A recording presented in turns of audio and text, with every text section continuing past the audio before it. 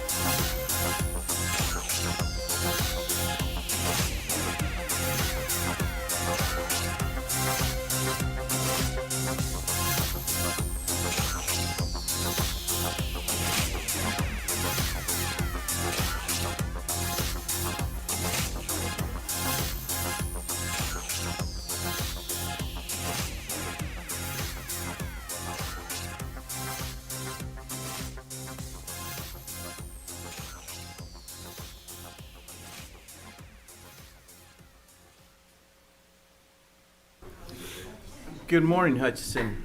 I'd like to welcome you to the June 15, 2021 City Council meeting. Iris DeCarvala, Here. Dave Line, Here. Soldner, Here. Bagwell, Here. Garza. Here. Pledge of Allegiance. I pledge allegiance to the flag of the United States of America and to the republic for which it stands, one nation, under God, indivisible, with liberty and justice for all. Okay, our prayer will be by Pastor David. Okay, Dubovich, okay. I'll help you with it and Oh, say it. okay. Let's pray. Holy One, known by many names and beyond all names, Spirit of life, Spirit of love, Spirit of community, Spirit of justice. We ask your blessings on the people who have been called to lead this community in which we live, work, and play. Help them as leaders, O God, to not ask first, how do we fix this? But what do we need to learn? How might we need to change? And to whom do we need to listen? Remind them, because we all forget from time to time, especially in the noisiness of what passes by political debate today, that they are not only leaders but also servants, and that it is their responsibility and ours to serve the common good of all. Remind them, O God, that no matter where we live, everyone is our neighbor, and that throughout the ages, prophets have called the leaders of the people to respect and protect the least of those among us, our children, the elderly, the poor, those who are hungry, those who have no homes, those who are ill in body, mind, or spirit, the strangers in our midst, those who live on the margins, those who are alone, those who are forgotten. Grant them and us the wisdom and courage to know and do what is right and good and true. May they and we speak out when it is time to speak out and listen. May they and we always be guided by the spirit of community, by the spirit of justice, and by the spirit of love. This we pray in the name of all that we hold sacred and holy, all that we hold good and right and true. Amen. Amen. Amen.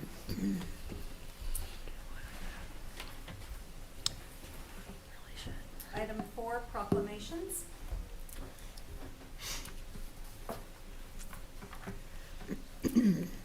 Okay, I want to start off with the Smallville. Who's going to calm down? I'd like to say, first thing, I got 3 great proclamations here today. And if that doesn't show what Hutchinson is, I don't know what is. We have a lot of things going on Hutch, and every city commission meeting that I've been mayor so far, we have done a lot of proclamations, but this doesn't show what Hutch is all about. Hutch is a great place. So with that, I'll start with the first proclamation with, whereas the fictional, Lord, come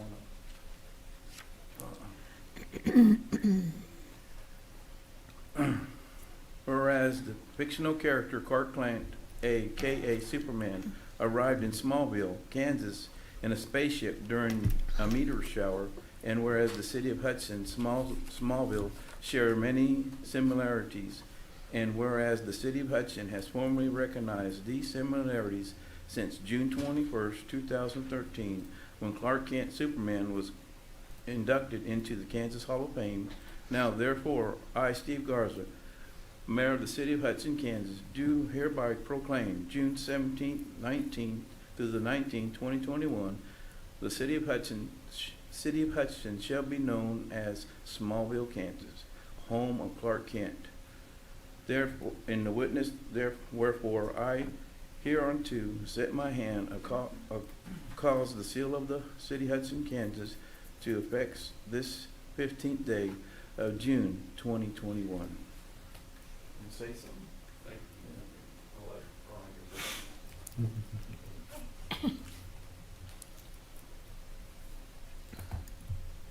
morning. My name is Veronica Nelson.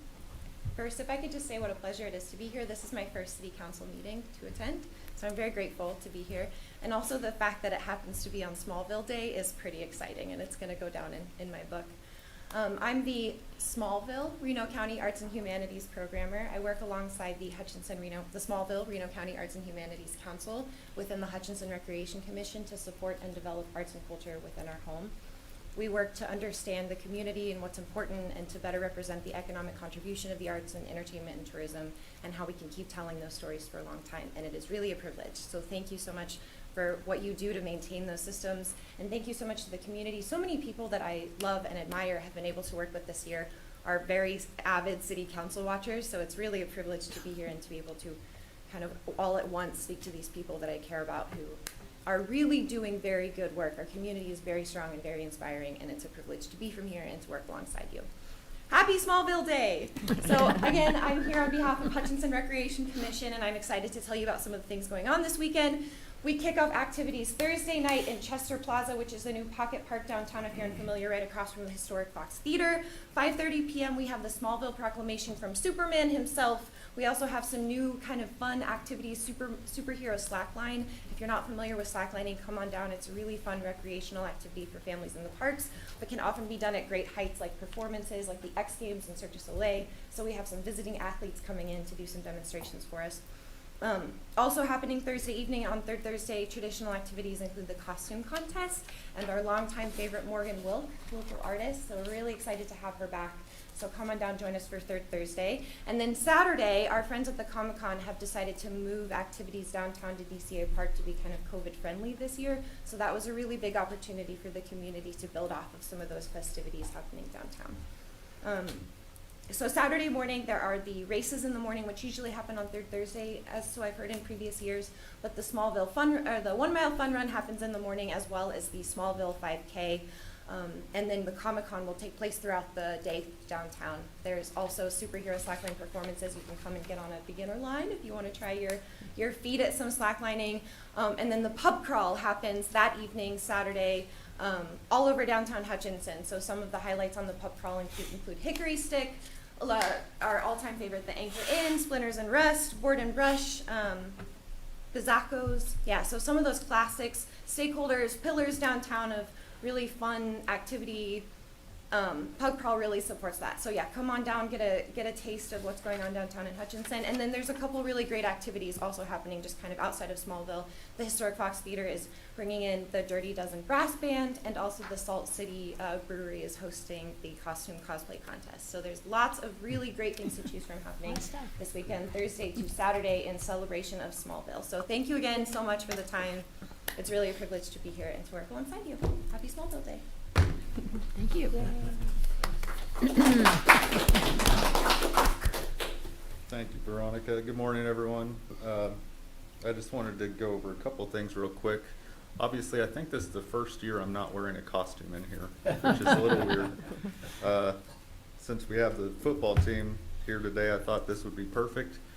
My Smallville football jersey, which also has some significance because this week is the 8-year anniversary of when we first did the proclamation. So just seemed fitting because later in the week I will be dressing up as Superman because Ethan is not going to be with us this year. So I'm looking forward to Thursday being 100 degrees and wearing a tight-fitting costume. Well, we'll be in a budget meeting that evening, so I think Well, you're still going to have a better time You'll be than we cooler are. though. Real quick, I just wanted to thank Hutch Rec and all the sponsors. I think this might be one of the biggest events we've had in town in almost 15 months. So it's pretty exciting to have Smallville come back and be one of the big things that we can kick off with normalcy back. I wanted to talk real quickly about the impact of Smallville, not just here locally, but around the world. As far as I know, unless I don't know of somebody in Antarctica, our art, our campaign, Hutchinson as Smallville is known in 6 different continents, and it gets news in those continents. So it's it may seem like a small deal to some people, but it really has reached worldwide. And here locally, it really does have an impact. There's a few places in particular. If you go in the chamber, in the lobby, they have the original newspaper and the Hall of Fame declaration from 2013. It's been in the lobby for 8 years now, and they have no plans to take it down that I'm aware of. The Fox Theater has a piece of my artwork at the box office. It's been there for 7 years. That just looks great in there. And then there's other places downtown like Specs. I'm sure you've seen their artwork depicting Clark Kent with his glasses on, and Sugar Time Confections, Toy Depot, Metro, just some of the local areas that have something that represents Smallville, and they've had it for years now. So I think it's really cool that a lot of these businesses like to play along, and they do it year-round.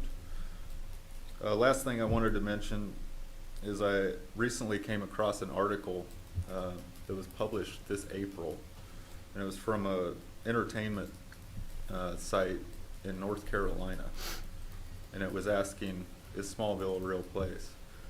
And throughout the article, they go through the mythology of Superman and Clark Kent, and they point to all these places it could be.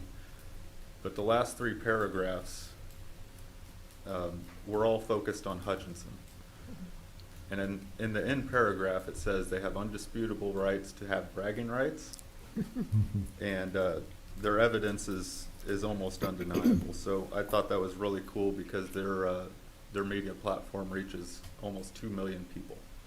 So we still get recognized year-round, and today's just a special day every year. So thank you all, and next year would be the 10th proclamation, if you can believe it. So look forward to it, and hope you can get out of your meeting and have some fun with this downtown. Thank you, guys. Thank you both. Chris. Thanks, Chris. Yeah. Yeah. Okay, Boys and Girls Club.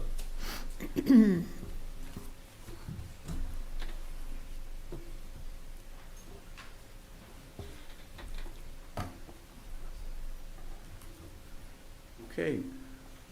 Whereas the young people in Hutchinson, Kansas are tomorrow's leaders, and whereas many people need professional youth services to help them achieve their full potential, and whereas there are 3 Boys and Girls Club organizations in Hutchinson, Kansas that serve more than 1,800 young people annually, and whereas the Boys and Girls Clubs do whatever it takes to ensure young persons in America as the skills they need to graduate high school and be well prepared for life and work, and whereas the program like EPIC, Skillix, and Money Matters and STEM clubs help youth develop the soft skills and hard skills needed to close the jobs skills gap, and whereas the Boys and Girls Club of Hudson will celebrate National Boys and Girls Club Week with some 4,000 clubs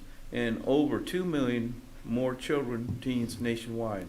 Now, therefore, I, Steve Garza, Mayor of Hutchinson, Kansas, hereby proclaim June 21st through June 25th, 2021 as Boys and Girls Club Week in the city, and encourage all citizens to join me to recognize and commending the Boys and Girls Club in Hutchinson for doing whatever it takes to build great futures for youth in our communities and for more than 30 years.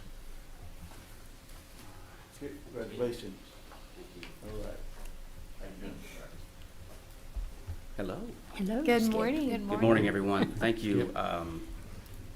There's a lot I need to say about our organization, but I really just want to say I want to invite everyone down this Thursday. Well, this Thursday. Wow. This Thursday is our open house at the mine. You heard Steve talk about our Epic Skills program. That's where it kind of takes place and all begins. It's our new teen center. We'd love to have you down 8 to 9:30 for coffee. And our teens, through their culinary program, have a special treat for everyone that comes to this. They went down and through a program they had, I think it was last week, worked on different types of bakery products. and Mr. Skip got to sample them. And I don't know if that was because they wanted to see what happened to someone, but it was unbelievably good. So they're going to have that with some coffee from Scuttlebutt. So please, everybody, come down Thursday, 8 to 9:30 at the Mine, 111 North Walnut. It's right next to the Chamber of Commerce. So that's my words. I'm going to turn it over to the star of our Boys and Girls Club, our 2021 Youth of the Year, Sadie Patterson. I'd like Sadie to just say a few words about what the club means to her. Thank you. As Skip said, I'm Sadie Patterson. I was the Youth of the Year for this year, and I've been going to the club for a very, very long time. My dad, Lance Patterson, is the director at the Boys and Girls Club, and so I've been going I've been grown up around the club since I was like 3 months old, but I've actually been going as a member for about 12 to 13 years now, and now I'm a vision leader at the Mine, and I've been a vision leader at Shattuck and kind of all the different sites we have. The Boys and Girls Club, I believe, is a very, very good place for kids to go after school and during the summer. I think it provides a lot for children and just gives them a safe place to go and learn new things. And I've definitely seen what an impact it makes, not only on how much it has impacted me, but also on all the kids that I work with as I'm working now. And I just think it's a really, really great program and a great way for kids to learn and grow. And I'm very grateful that I got the chance to go to the Boys and Girls Club, and I know a lot of them will also agree with that. They go to the Boys and Girls Club now. So, I'm very grateful. Very nice. I actually wanted to say a small little word. I hold the Boys and Girls Club very dear to my heart. And so I just wanted to thank you all. And that not only does it help the children, but it also helps the adults who have a safe place to put their children when they're working. I wouldn't be where I am today if it wasn't for the Boys and Girls Club, to have that opportunity to have my kids at a safe place so that I could work and then I could grow and I could go to school. And my daughter Maylee went to Boys and Girls Club all the way up until teen from first grade, and my son Liam currently goes there. My son Liam, it's a really good place for him to socialize and learn how to get along with because sometimes, you know, he's a boy, but he's also has emotional issues, and having that interaction and that guidance is something that's really important to me. So I just wanted to thank you personally, because I wouldn't be where I am today if I didn't have the opportunity to have my children at the Boys and Girls Club. And Liam's a good little golfer, by the way. Yeah.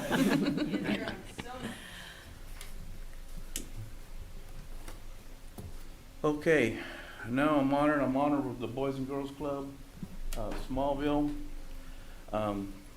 But we are national champs. And this is the proclamations for the College Blue Dragons College. Whereas in 2021, Hutchinson Blue Dragons men's football team made history by winning the program's first national NJCAA football championship in its 89th year history by the final score of 27-29 over Snow College. And whereas the 2021 Community College men's football team showed what teamwork and commitment and hard work accomplishments. And whereas the Blue Dragons completed only their third undefeated season in the program's history, joining the 1947, 1969, and whereas first year head coach Drew Dallas led the 2021 Blue Dragons to their 8-0 record, the program's 8th Jayhawk Conference Championship, and the first national championship. And whereas the NJCAA National Coach of the Year after the championship game. And whereas the Blue Dragons men's golf team made history by winning the program's first National CAA National Division I Golf Championship. And whereas for the first time in the program's national tournament history, Hutchinson had 3 All-Americans in the same national tournament. And whereas With the national championship, the Blue Dragons closed the 2021 golf season by winning 6 consecutive tournaments, with a record of 7 tournament titles overall. Now I, Steve Garza, Mayor of Hutchinson, Kansas, do by hereby proclaim June 15, 2021, Hutchinson College Blue Dragons Men's Football Team Day and Hutchinson Community College Blue Dragons Men's Golf Team Day in honor of the 2021 National JCAA champions. Come on up here, gentlemen, please. Tongue twister. We need a little queen in the background. We are the champions. We need a little queen. We are the champions. Thank you, Let me get it Steve. on my phone real quick. Thank you guys very much. We are honored also to be here in Smallville and for all the Boys and Girls Club does for our community, but also as now Championshipville, kind of, so to speak. Yeah, Championshipville. definitely. So we're really honored that when Steve called to say they're going to have some proclamations for us. I'm going to let the true heroes talk in just a second, but I want to say thank you to all of you for what you do for a vision for our community. We are Hutchinson Community College, and it takes a community to get to the point we are, have the championship level programs that we have. The people all across our campus, from admissions when they arrive, financial aid, people, the business office, our human resources. How about our cafeteria staff, our housing staff, to navigate through what was a trying semester with COVID, and then these two coaches and really all of our coaches navigated that COVID year, and then having those opportunities as the springtime came to compete for championships. Just really proud of our coaches, our administration, and really just for our community to be standing here now with 2 big trophies. And I look forward to have an opportunity to maybe run it back again in the fall. So it's going to be a quick turnaround. Genuinely hear that from me, that it does take our community. It's a community college. Just the commitment that we have from our community and support at all levels. Chief Hooper and his crew and getting us out of town was really, really special. A memory that all these coaches and players will have. And so with that, I'm going to turn it over to Coach Dallas and Coach Young. They can share with you maybe a few of their thoughts, but thank you so much for the proclamation. It means a ton to us. We'll display this with a lot of pride, and hopefully we can be back again and having some more proclamations about Blue Dragon Athletics. So thank you guys very much. Thank you.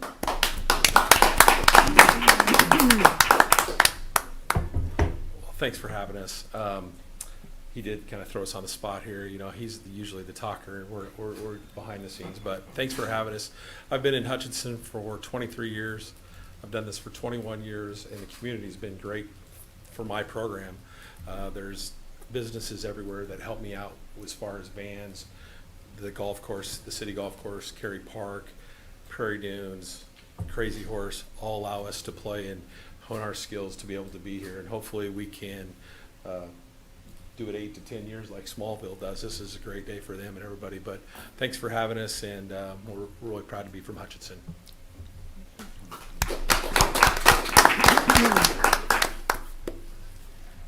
Just kind of echo what these guys said. I mean, Hutch is a special place, and and when I took this job, that was one of the things that made Hutch such a special place is the community, the administration, the support from the college and everybody around. But this is a special team that we had. This was a great group of coaches and staff and fans.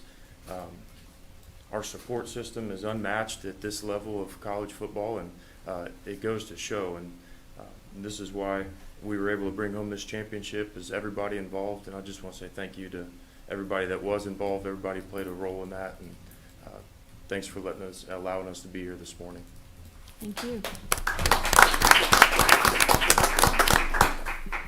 I did bring a pin, a Blue Dragon pin, to give it to Mayor Steve Garza as just a token of our appreciation for honoring us today, and really just for all of you guys for knowing the importance of community college and community college athletics. So again, thank you very much, and we look forward to hopefully being back again. We hope you're back too. I want to say one more thing. When this championship came up, I woke up and I was hearing the game on the radio, and I'm sitting there, couldn't sleep. I couldn't sleep. I'm turning. I'm saying, here I am, Mayor of Hutchinson, Kansas, greatest junior college we have. We got to do something for these guys. So and you know me, I don't type very good. I'm not a very computer man. So here I am, boop, boop, boop on my computer, and I send the director of athletics, Josh Gooch, an email that I told him I wanted to have a parade for these guys. But me and him worked together off and on with the phone calls, and found out that most of the team left. So we couldn't get that done, but they were in our thoughts, and we were on the phone with each other and talking and trying to get the parade done. I'd have loved to have a parade for our first national championships, but we tried.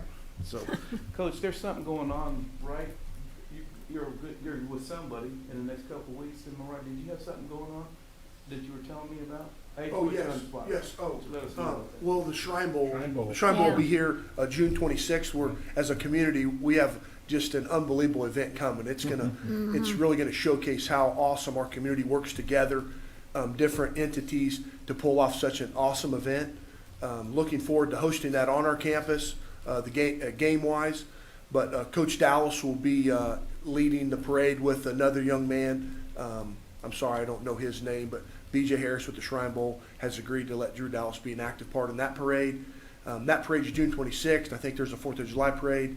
And with all of our student athletes being gone, we just didn't feel like it was prudent to try to do another parade. So we're gonna try to celebrate that in that moment. And then when our team, the ones that are gonna come back, get back in the fall, we'll do some sort of celebration that the community can engage, and we can really celebrate one last time the spring 2021 national championship, and hopefully that'll springboard us into the fall and trying to capture another one.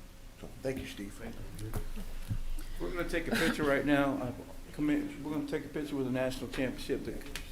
The city council, please come on back.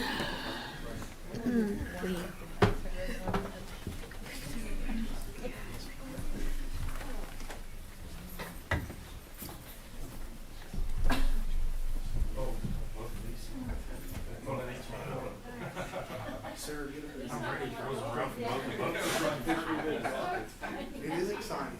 Mr. Jeff, come on down there, Jeff. Jeff, come on, guys, get in here. Don't let me hang in here. These are heavy trophies,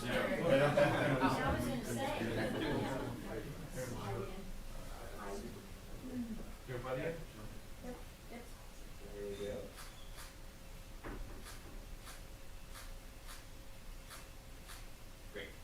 Thank you, Daddy. Thank you, guys. Congratulations. Yeah, it's a much. All right, no appreciate it. All right, you bet. Thanks again. All right.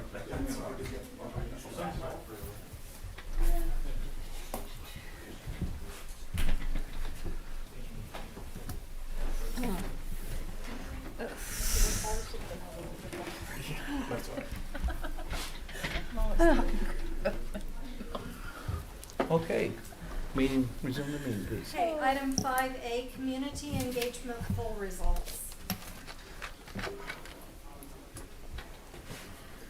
Good morning, Mayor. Morning. So let me get this open. I thought it was going to be. It's an exciting day to get to be here. Yes. There we go. All right. So I'm Rebecca Starkey-Kiesling, Director of Public Information and Community Engagement. I'm here this morning to share with you what we learned from our recent citizen engagement survey. Before we get started, I want to take a minute to talk about the survey itself and what it is and what it isn't. My mouse is stuck. Great. The survey was a 9-question multiple choice survey done through a third-party software called Polco. Polco collects the information and shares just the data with us, identifying information such as names, locations, email addresses, and all of that are kept confidential by Polco. We don't have access to that information, and that information is not sold to other parties. So citizens who want to engage in these polls can feel confident that we aren't getting any sort of list or following up on who said what, and that that information is not being shared any further. The benefit of using Polko is they do use that email address if you opt in later to notify people who are interested that there are more polls and more opportunities for input. So the next time we want input on an issue, it'll shoot out an email to the people that signed up to let them know they have another opportunity to engage. So this was a self-selecting survey, which means we put it out there and anybody who wanted to fill it out could. Self-selecting means anyone can take the survey, but some may be more likely to than others. For example, the survey was only available online, which can be a barrier to some people in our community. Some people might be surprised to see that there are 17.3% of people in our community don't have home access to broadband internet. So as this slide shows, people of color were underrepresented in our sample and women were overrepresented. Again, that's just an issue of self-selection. And so it's not something that makes the poll less valuable so much as identifies areas where maybe we can work more for engagement, as well as just something to be aware of as we look at the data. We have a wide range of ages represented. And so all of this to say, it's important to clarify what survey like this is and what it is not. What it is not. A scientifically representative sample generalizable to the Hutchinson population as a whole. You can't take this and say, this is how most people feel. This is just how the people who chose to engage in this survey feel. What it is, another way to gather input from residents to be considered along within the context of a larger discussion. So many of the ways that we listen to citizens and engage with them is self-selecting. This is just a way that they can do it from their homes on their own time. So our first question was, which of the following have you done in the past 2 years? As you can see, we have a pretty engaged sample. 93% voted in the last election and 4% have run for local office. What I want to point out on this data is that while only 29% of respondents have attended a local meeting, 70% have streamed one. So the streaming of meetings is very important. Next, we asked people what their current barriers to engagement are. And I wasn't surprised to see about half found the timing inconvenient, or that nearly 60% said they were too busy. The biggest takeaway from this question, however, is that the most common barrier to engagement is that respondents don't feel their opinion would make a difference. We asked people how often they look at various sources of news, and as you can see, the top is local newspaper or news website. The survey gave the example of the Hutch News and the Hutch Post. A close second is Facebook. However, it's most important to note that people rely on a wide variety of sources for their information. There's no single source that covers everyone. When asking about the likelihood of future engagement, people seemed much more likely to engage digitally on their own time than in person. This also showed up when asked, in what ways are you most likely to engage with your local government? Number one by a lot was through online surveys or polls. Now again, we have to acknowledge that this was a self-selecting online survey or poll, so that's going to skew it a little bit, but it's still valuable information to have. Number two was to send an email. Number three was through social media, and number four was attending a public meeting virtually. Then there is nearly 20% drop before attending a public meeting in person. So here are our big takeaways. There's no one way to reach everyone, and it's important to continue with a multifaceted communication strategy. Engagement has increased with technology, and there is more room for growth here, but some people are still being missed. Everyone has a different level of interest engagement with the government, but information needs to be available to them. By creating more opportunities for engagement that people can do on their own schedule without travel or a large time commitment, we can increase input from residents beyond just when there is a problem. So here are my next steps. I'm going to work with IT to get what we need to effectively hold virtual and hybrid meetings. This would allow for greater involvement from those who cannot make in-person meetings and hopefully cast a wider net for representation. Work closely with the HRO to try new ways to reach disenfranchised communities. Increase the use of polls and surveys. It stands to reason that residents have to reach a certain level of dissatisfaction or passion about an issue before they take the initiative to reach out to council or staff in the traditional means. That leaves you hearing only from the extreme points of view on any given issue. This is things as simple as an online poll or survey, even when not using a perfectly representative model, give people a place to share input about an issue they care about, but can't miss work for. Maybe an issue they wouldn't even have realized was on the agenda until after action was taken.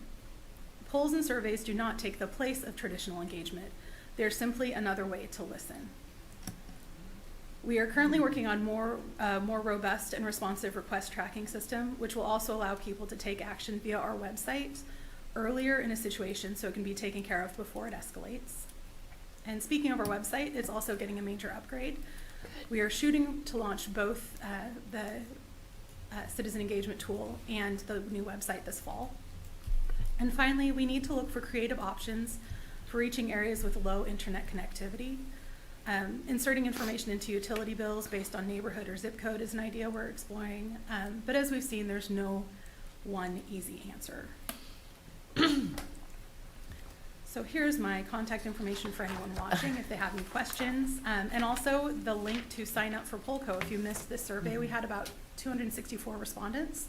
If you want to be added to those respondents for future surveys, sign up here. And I will make these slides available on hutchgov.com on the public information page. I don't know how difficult it would be, but I know that the school does polls via your phone. Mm-hmm. So you answer questions on the phone, they call you. I mean, obviously the city wouldn't call you, but like on the utility bill, have a way for them to take the poll via online or call a phone number. You might get with the school to see how they do that. I think it comes down to everything is possible with a cost. So Yeah, okay. Yeah. Well, you could get information from the Yeah. schools to see how much that definitely. costs and how that works. A lot of people have cell phones. That's all I'm Yeah. saying. Well, if you and want to these try to schools- reach an audience that can't afford Cox Home internet, but have a cell phone, or maybe they just have a flip phone and don't have, Facebook. Yeah. A lot of people at least have a phone, is what I'm saying. Yeah, the Polco is responsive on cell phones, so if they have a smartphone, that doesn't help Yeah. if it's a flip phone. Yeah. So again, it's kind of expanding availability, but it means we definitely have to continue looking at other avenues to reach everyone. Yeah. And so, yeah, I actually have a meeting set up with someone from the school board to discuss just brainstorm some ways to reach people. Okay. Great. Well, Rebecca, I was really happy to see this survey being done, and I think we can all do more to engage our residents, and so excited to see that you took the initiative to do this, and thank you. Thank you. Thank you, Vic. All right, thank you. Item 5B, oral communications from the audience.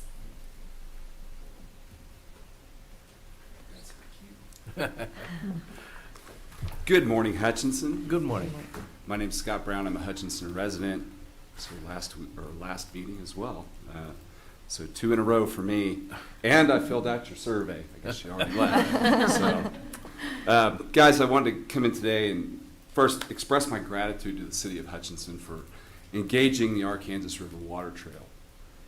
And also, I guess, reveal a little of my disappointment that the project couldn't be fully funded as planned, and ultimately is being scaled back somewhat. And I thought I'd come in today and talk a little bit about the importance of the Arkansas River Water Trail in terms of tourism for our community, and some things that I think might have been a little bit overlooked in some regard. Of course, I do have a very intimate relationship with the waterway. I obviously run a business as well, Arcanu. We rent equipment so that people can get out and enjoy that water. And over the years, in the past 6 years that we've been operating, we've seen our growth double year over year. It's been a rather remarkable ride for us, quite exciting. And over the last couple of years, we began to track use patterns on the river as something that's very important for us, so that we have a good understanding of what we might encounter on any given day with the now thousands of people who are coming out and enjoying the Arkansas River. I think our business has done a lot to promote this stretch of the Arkansas River Water Trail. Our clientele is, the vast majority, 70% of our clientele are coming from 30 miles or more to Hutchinson to enjoy the waterway along our town. In 2019, we set out with our crew and myself, any day that we were on the water, we had a clicker. And we were clicking boats that were not ours. Very important for us because the more boats that are coming out here, the more issues that we started having with parking. Being able to get close to recover boats, turn around for us at the end of Redmond Drive so that we can make a quick U-turn so that we can get out of that cul-de-sac at the end of the Redmond Drive. And when this project came forth, of course, one, I was real excited to see that we were engaging and working on a project that was going to develop parking and access. And with the project that having been scaled down, I think it's important to realize that in 2019, we clicked something on the order of, I think it was 3,700 boats that were not ours. And we're not out there 24 hours a day. You know, I'm in the park collecting boats and picking up customers off and on throughout the day. I do have oftentimes a crew member on the beach, and as boats come in, people coming off the water, if they're not our boats, they're tracking them. In 2020, we counted 5,700 kayaks that were not our clients. These are folks that are coming out, they're floating independently, jumping on the water, and taking the journey. So 5,700 boats. We put 2,200 kayaks out last summer. So when you add that up, you're looking at about 7,000 people that have come to Hutchinson to float our waterway. I anticipate this year we're going to see between 8,000 and 10,000 people descending on Hutchinson to float the Arkansas River. That is quite a few people coming out to get on our waterway. And so I went back and kind of took a look at our plan. I think this is straight off the proposal. So what this shows is the proposed parking lot in green. I've got it outlined. Thought it was interesting that there were 1, 2, 3, 4, 5 parking spaces available. And I think that was 124 by 80. So I took this and I kind of superimposed it. This is, so this is my north up here. This is the end of Redmond Drive right here. So Stremmel Ball Diamonds are up here. This is Redmond Drive. The square outlined in red is the parking area that's going to be available at the new landing. We're in second weekend of June. Already, I was having to turn around to clear back here because all the trucks, trailers, vehicles, and when we hit peak season in July, there are folks parking clear back by the walking trail and back by the ponds. In fact, Sunday, I helped some folks, came off the water with their own gear. They launched sometime around 10 or 11 o'clock. By 11 o'clock, they're parking way down by the, I guess, juncture of the Martinez Trail where it comes down into that parking lot, which is quite a haul. Most folks like to get back here, somewhere in this corner where you can load and unload. And of course, none of the parking is marked here, so it's kind of the Wild West. But when we hit peak season in June and July, this entire parking lot is jam-packed. One of the issues that I noticed with this is that it doesn't have a pull-through for trailers.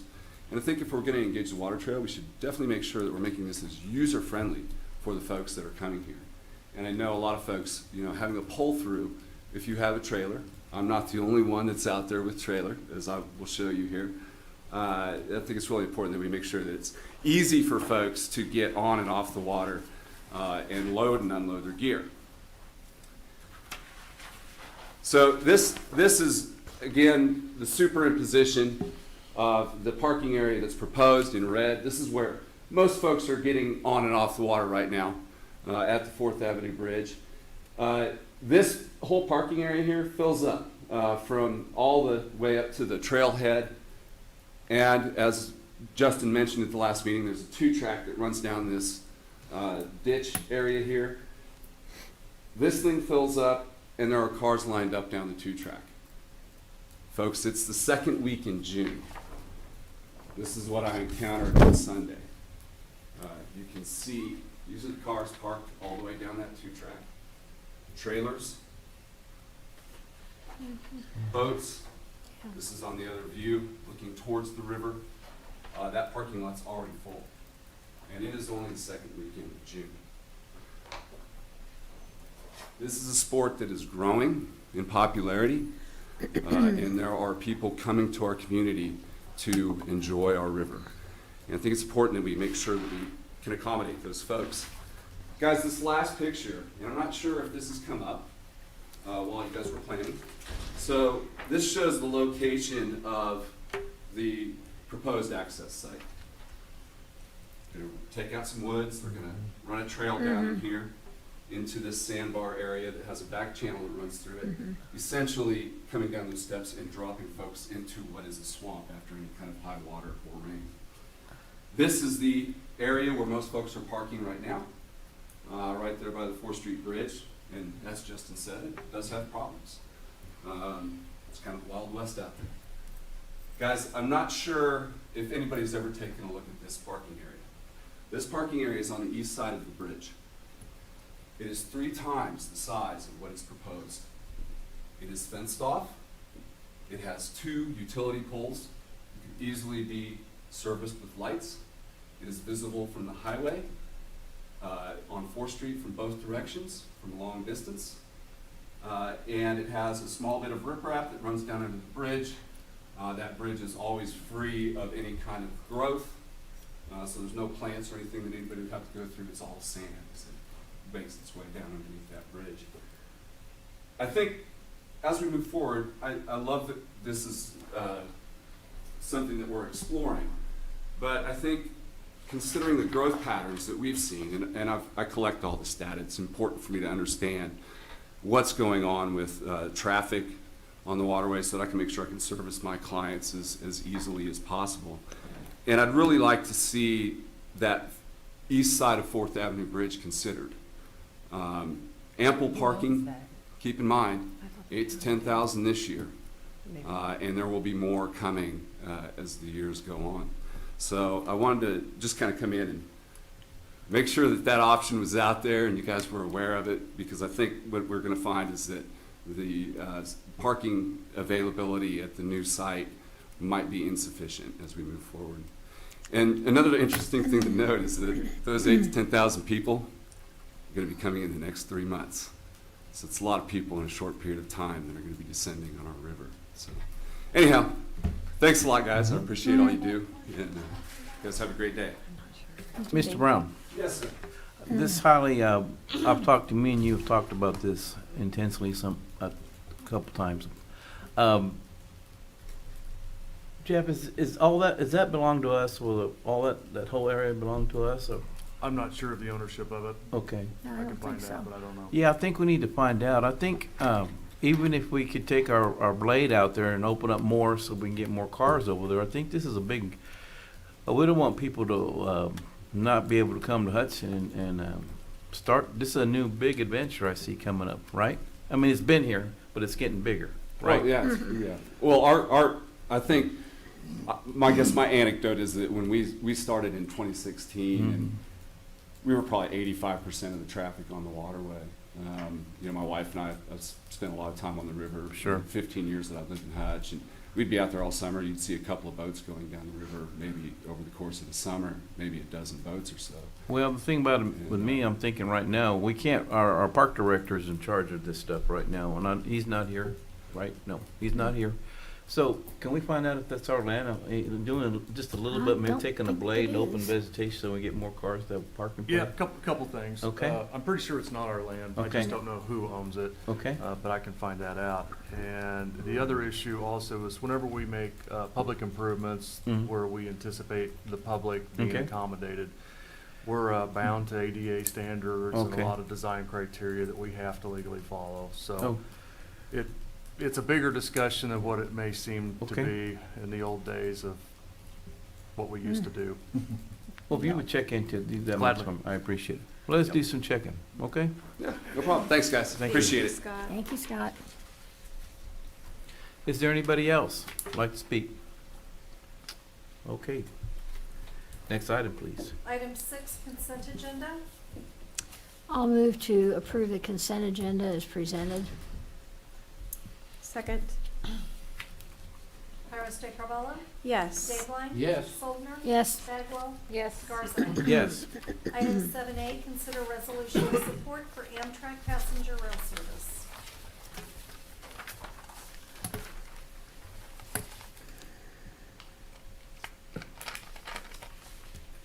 Oh, very sorry. Okay. You guys will see in your packet, item of support, and there's a little bit of history behind it as to why and how it's good for the region. Pretty basic to understand. It's good for a lot of cities, it's good for Hutch. Good for Amtrak. Yeah, I was pleased to see in the resolution some language that references to endorse federal funding for full maintenance of the Southwest Chief.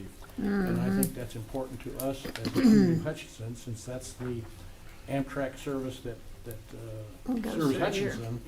The other one, the Oklahoma City, Newton, is a regional effort. So I was particularly pleased to see that included in the resolution is a reference to fully funding for the maintenance of the Southwest Chief. Yes, sir. Yeah. Now we'll see if we get it. Do I have a motion? I move to approve the resolution of support by the mayor and city council of the city of Hutchinson, Kansas for expansion of Amtrak passenger rail service in Oklahoma and Kansas, and authorize the mayor to sign. Second. Iris Carvalho? Yes. Dave Blind? Yes. Soldner? Yes. Bagwell? Yes. Garza? Yes. Item 7B, consider ordinance amending section 21-107 of the Hutchinson City Code regarding contractor license and registration requirements.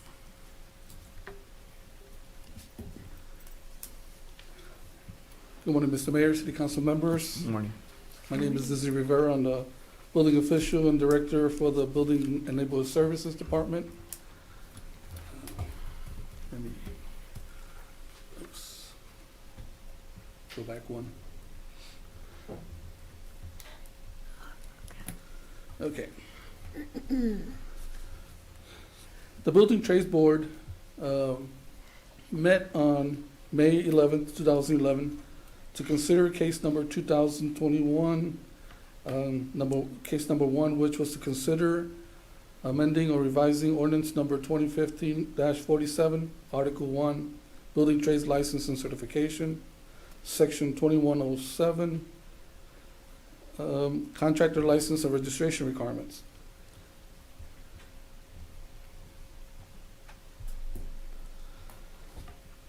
The discussion of the meeting was to determine if a general contractor that holds any one of these license types, A, B, or C, could hire subcontractors that were not licensed in the city of Hutchinson to perform sub-trade work on only 1 and 2 family buildings.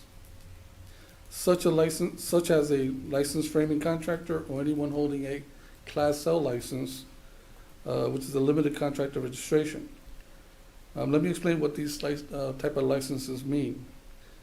A Class A license holder is a contractor that can perform any type of commercial or residential work.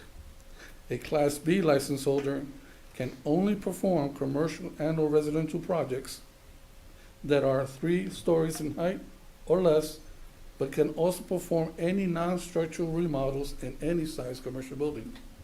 A Class C license holder can only perform work in 1 and 2 family residential buildings and residential accessory structures.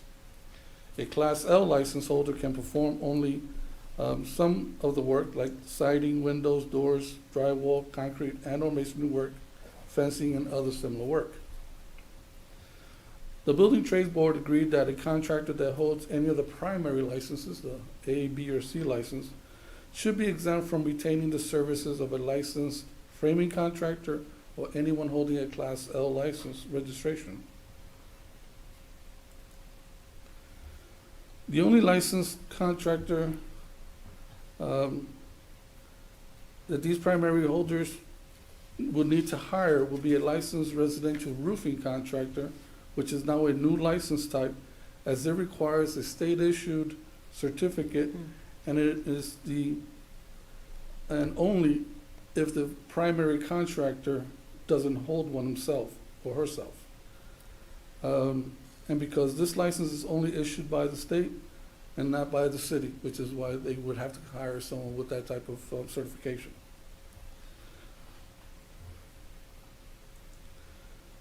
Therefore, the building official recommends that the mayor and city council approve the building trades board recommendation to revise section 21-107, contractor license and limited contractor registration required as presented, and authorize the mayor to sign.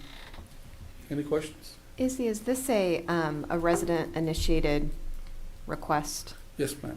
And it's a small relaxation of the regulation? Yes. Okay. So the contractor with the A, B, or C, they then, if they've hired somebody who doesn't have the limited, they're the ones who are legally responsible should the individual not perform up to That is correct. That is Okay. correct. That way the city's no longer a part of that. Yeah. It'll be between the general contractor and his And- subs, and we're out of it, and they can do whatever they wish. However, Okay. they could still hire someone that's licensed if they wish, Yeah. but we won't be registering that as part of their license, as part of You the won't permit. monitor it, okay. Yes. But this is also to make sure that for those that don't have these type of licenses, like a homeowner who can build their own home, Mm-hmm. will still need to retain the services of licensed or registered contractors. Okay. How do you decide whether you got as a person, as a carpenter, how do you decide what license to get? I mean, Depends on what kind of work they'll be doing. Like I I said, see. if it's still a direct with the homeowner, then most likely definitely that person will still need to be licensed when they pull their permit. mhm, But if it's basically more for new construction, I understand. or major residential projects. That way it gives the contractor a little more flexibility and not have to worry about who they're hiring, and then since they're the primary permit holder, we just need to deal with him and not his subs. I got you. Well, go ahead. Should they come and get this A and B license from the inspection department? Yes, sir. Okay. They come to our department and they apply for those licenses, and they provide us with the necessary documentation, and we'll be more than happy to provide them with that license. So the roofing license is the only one done at the state level?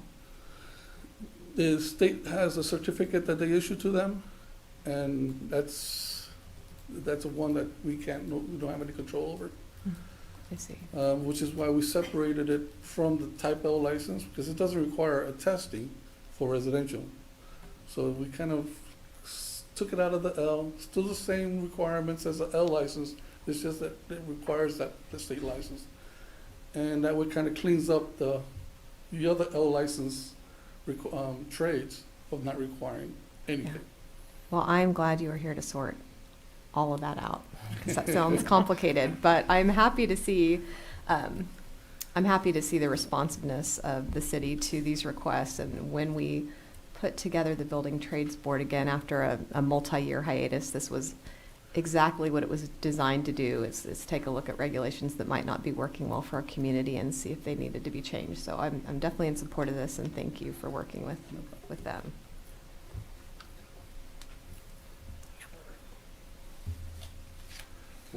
One thing that's kind of confusing to me is,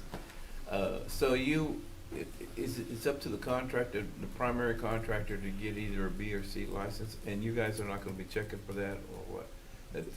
No, when they pull a permit, we'll Okay. find out what kind of license they're required to do the work that they're gonna be performing. Okay, And that's when we'll determine. If it's one of those Class A, B, or C licenses, then I'm not gonna be looking for their subs. Unless it's a homeowner or right. or something that doesn't require a Class A, B, or C license.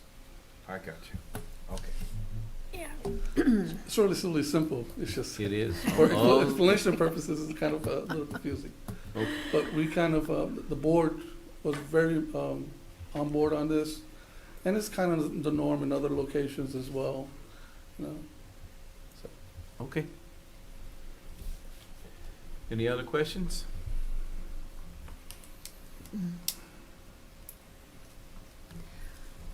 I move to approve an ordinance amending section 21-107 building contractor license and limited contractor registration requirements as presented and authorize the mayor to sign. Second. Pyrostay Carvalho? Yes. Dayline? Yes. Soldner? Yes. Bagwell? Yes. Garza. Yes. Item 8A, project update on Cow Creek drainage improvements. Good morning, Mayor and City Council. Good morning. Morning, Jeff. Morning. In 2017, the city completed a stormwater master plan update.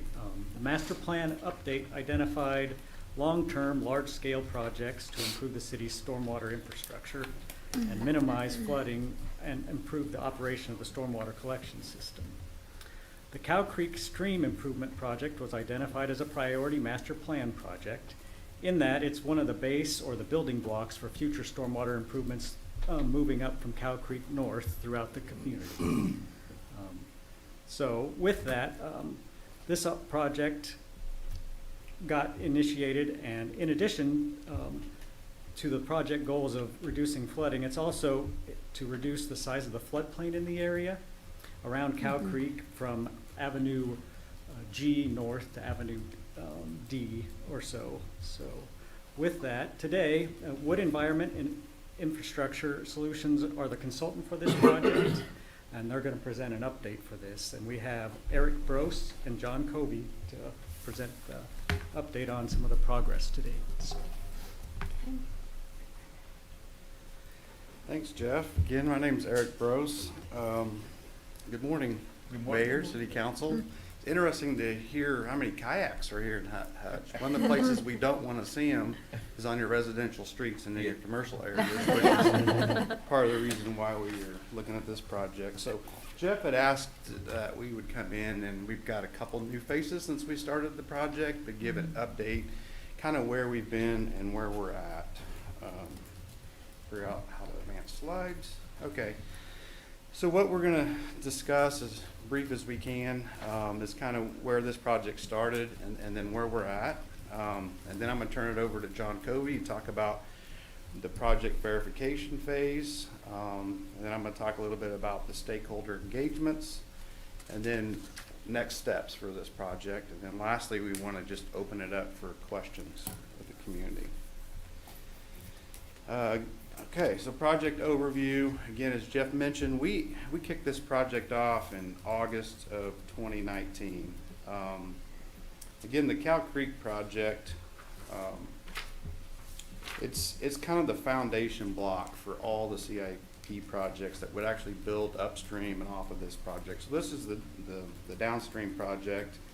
There's 4,000 acres of some of the most highly developed parts of the city, highly impervious, a lot of pavement, so you get a lot of runoff, not a lot of infiltration. So when you get a big rain event, especially if it's intense, it's flooding the area. Again, we talked about the foundation block. The future projects in the CIP that was identified that would build off of this Cow Creek project is Elm Street project, Main Street, East 2nd Avenue, and Cleveland Street. This is a little exhibit, and I know we're zoomed way out. This is something we had talked about with city staff during our kickoff meeting. Is a master plan kind of identified an area between G and the Union Pacific Railroad up by Avenue C as the area that we need to make the improvements. However, it was early on. We hadn't really verified the project. So basically we had a theory, but we hadn't done the analysis to prove that that theory would work. Which is part of the project verification that John's going to discuss. So when we sat down with the city, one of the statements that came out of our meeting is like, this is our conceptual idea, it's how we base our scope and fees. But at the end of the day, probably no one sitting at this table is going to have an accurate account of what this project's going to end up looking like. And in fact, that's really where we went down. As we started verifying this project, we've identified things that just weren't identified early on. And so we started with this concept. Of course, we added in some public amenities along the channel. We widened the channel. We were going to have to widen the conveyance through the railroads. But everything was kind of focused from G Avenue upstream. And what we found, and John will speak to this, is that the real bottleneck is kind of outside of our project limits. We have 3 railroad tracks right there by Cargill Salt that, if you can picture a bathtub, that's what we would do if we opened up Cow Creek and we still have the small drain. It's pinching everything down at the railroads. It's not letting water out. And so we've identified that, and John will speak to this. We've run over 30 different scenarios in our computer model that simulates, a cost benefit. Okay, this is going to cost X amount of dollars. Here's the benefit. And where we were landing is that unless we really focus on the problem area, which is south of G, we can spend a lot of dollars, but we're not getting a lot of benefit. If we can take care of the real problem, which is just outside of kind of our concept scope of work, that's where you get the biggest bang for your dollar. So again, we continue to engage our stakeholders, and I got a little section here, we'll talk about the stakeholder engagement. John's going to talk about where we started with the hydraulic, the modeling and the investigation phase. Again, I think it's critical using taxpayer or ratepayer fees that we value engineer this thing. We want to get the biggest benefit, but we also want to count for your dollars too and make sure that they're well spent. So we're always taking a look. We've got QA/QC processes that are saying, well, have you thought about doing this? It may save some money, and you still get the same benefit. Constructability and risk management, we're constantly trying to evaluate to do what some of the local contractors can do and what people here can be able to construct without causing any risk to the community. And then the biggie, which is constantly changing, is we're evaluating the outside funding sources. And John can maybe speak to this more, but the government has announced funding their BRIC grant program, which is stormwater projects. They funded it with $1 billion this coming year. So we're working with city staff on that. With that, I'm going to turn it over to John here real quick to discuss the project verification phase. Thanks, Eric. Well, he gave the spoiler alert. I mean, now everything I have to talk about is not going to be a surprise. No, this part is a part of the project that I'm very passionate about. I've been doing a lot of the H&H modeling, water resource modeling work here in Hutchinson back to your flood control system when Wood, formerly named AMEC, partnered with some company to help out on that project. So I'm going to kind of walk through our methodology of how we approach this project from a technical aspect. I promise I'm not going to put up a bunch of engineering equations and make you all crazy with that. The first part of this project is really collecting all the data. Like I said, I've been working here in this community for quite a long time. And, you have your FEMA flood risk project where you have affected floodplains. There's modeling that we did as part of that was very important and valuable to this project. Jeff and Eric both touched on your master plan that you all developed, very valuable information. And so really we're collecting all that, and we performed a data gap analysis to understand what of that information we can use to benefit this project and really ultimately build something that can be built upon. This is the foundation of what you're going to be creating into the future. So what we develop now, we want to make sure that you can expand upon that as you start looking at some of these upstream stormwater projects that you have identified. The first part of this is establishing our design flows. What are we designing to? What are we trying to build? And what are we trying to accommodate, the goals from that? So we need to establish those flow rates. So we're going to look at the flows today, but also the flows after you've built all those upstream CIP projects. Those increase the amount of discharges downstream. Those need to be accommodated in these future projects. Otherwise, we'll design to what today is, and then you develop out more, you put in bigger stormwater infrastructure, all of a sudden what we designed and built doesn't work. The figure there on the right, and I know it's zoomed out and my black lines show up horribly on there, that was a stormwater model that came out of your CIP that you all funded. Very valuable information. I'm colorblind, so if I say the wrong colors, I apologize already. The gray, bluish color there, that is the surface flow modeling that was done as part of your CIP project. So we utilize that information. We had to redevelop some stuff, But we utilized that information, and then we also had to expand upon it. The project site, and I wish I would have put a big star on it on that little tiny map, is right there at the very bottom center of that figure there. And so you can see that between where the surface modeling was done and the project site, there's a lack of information there. So we created a brand new model for that area. And the reason is because in the future projects, we want to, well, this project, we want to identify adverse impacts to that area potentially. But in future projects, we also want to identify the benefits to get the most bang for your buck as we're doing our design on Cow Creek, which is that primary channel down there at the bottom. So we developed a custom enhanced hydrodynamic two-dimensional flow model for this area.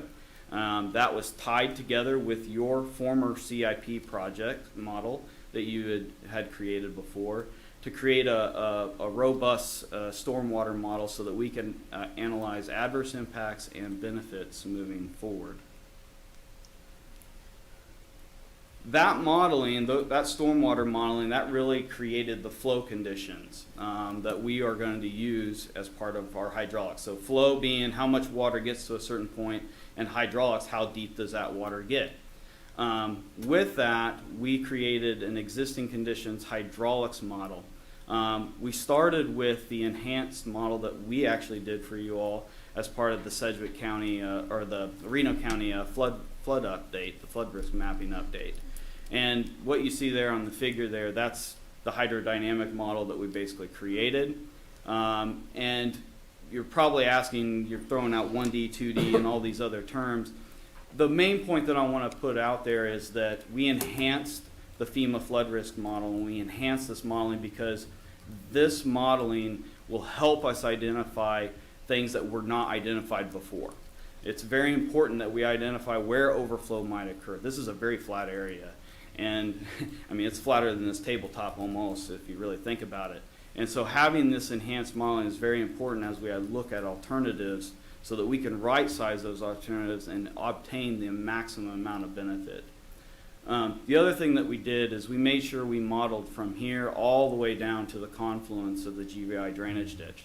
Mm-hmm. We want this model to be as robust as possible so that you can build onto it for future CIP projects that actually come in downstream of this project site area, really.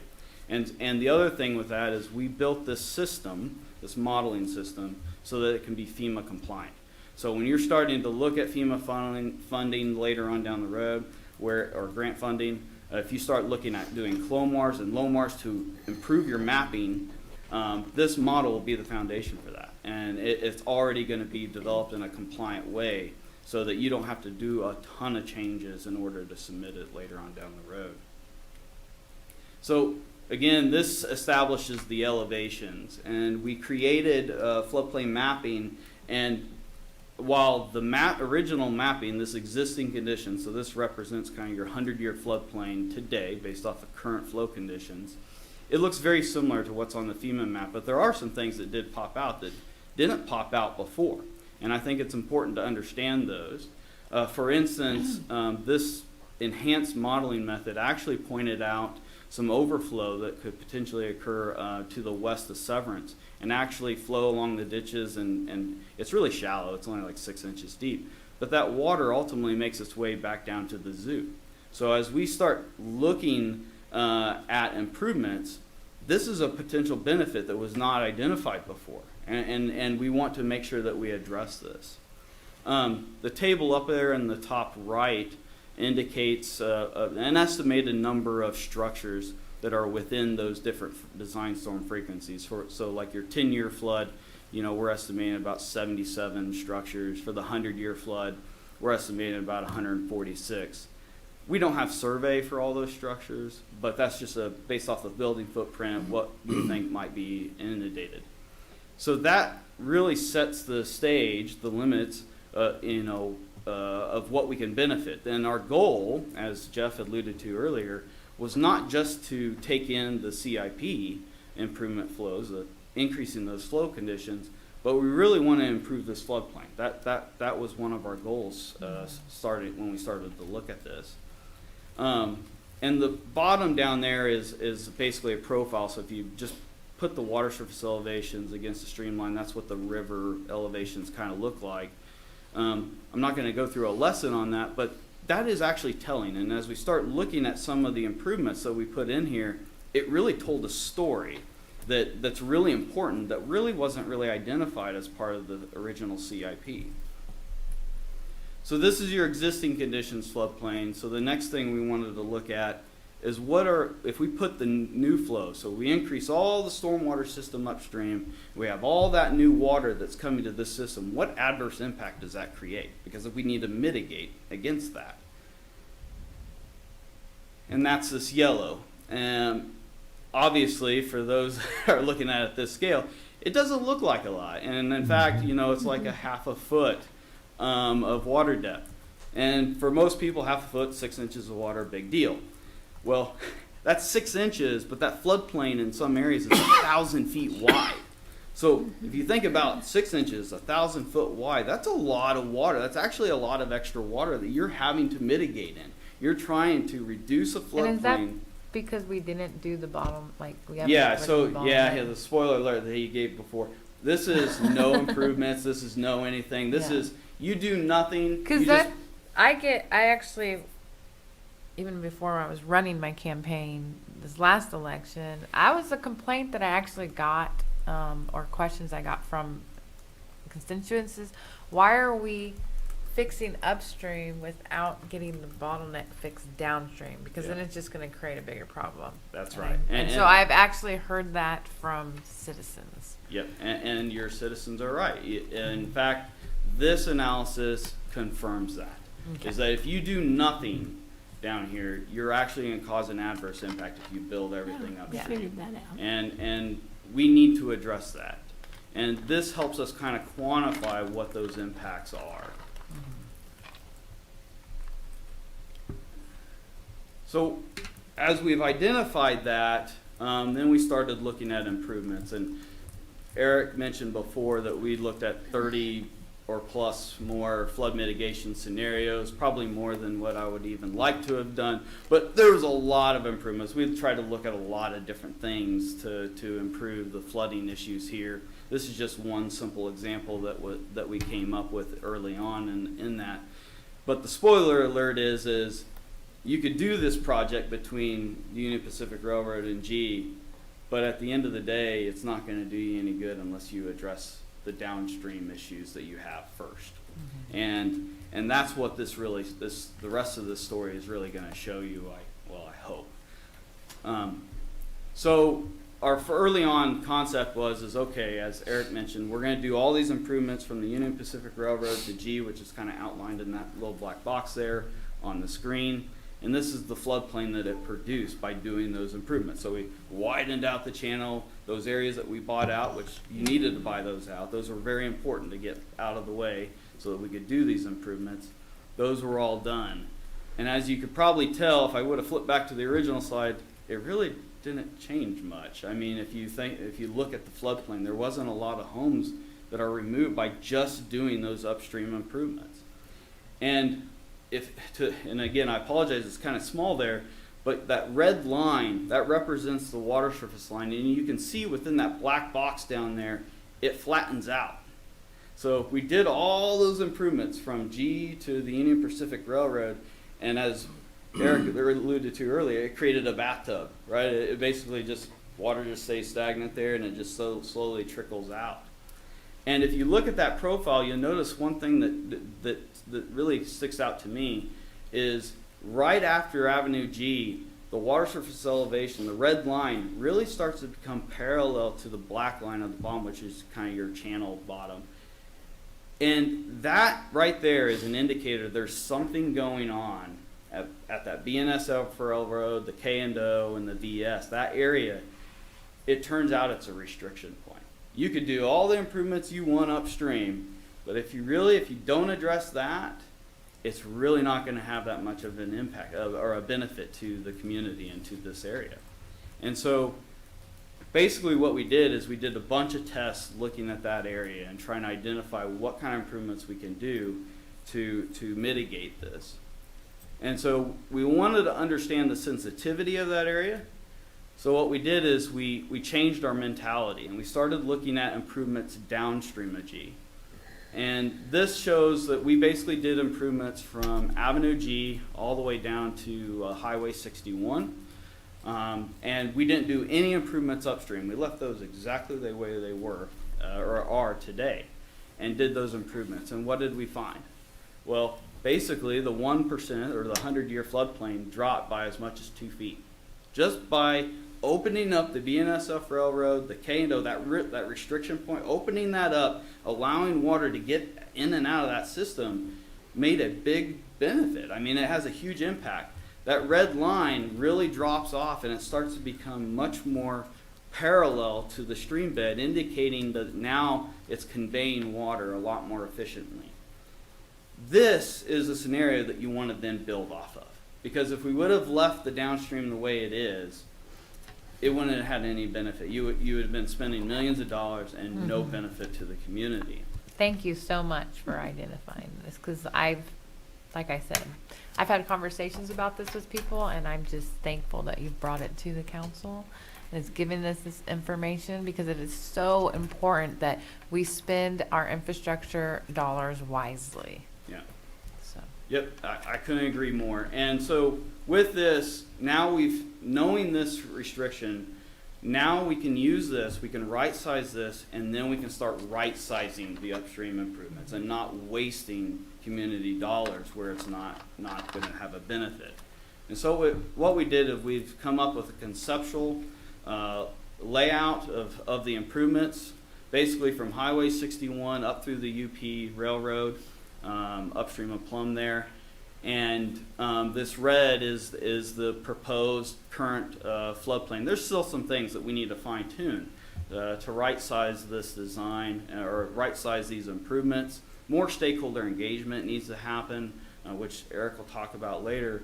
But as you can tell, by doing a combination of all these improvements, we've really had a dramatic improvement to the floodplain situation through this area.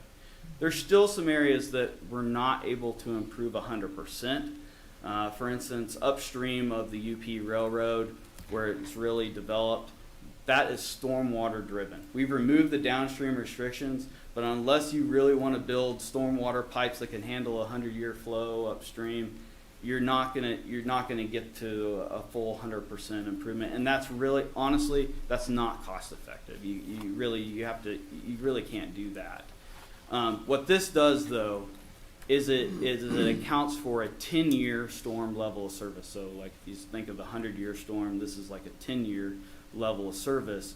We're still getting tons of benefits for the 100-year event, but upstream we're also getting improvements for a 10-year event. So all those more common events that you see where you have, a short duration, high intensity rainfall, those we're trying to accommodate in that stormwater infrastructure so that the community still recognizes a benefit. We're still reducing the 100-year floodplain even in those areas.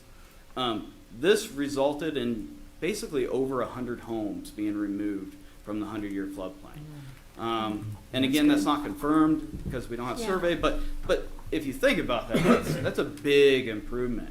And when we start talking about federal funding, that's a big improvement. But then the fact that we're accommodating a 10-year level of service, even for those more frequent events, those events that you see on a regular basis, we're accommodating those as well, which means from a federal funding perspective, has a much greater benefit because they're more likely to happen, right? So if we can remove those 77 homes from the 10-year flood event, that creates a huge benefit cost, which from a federal application standpoint is very important.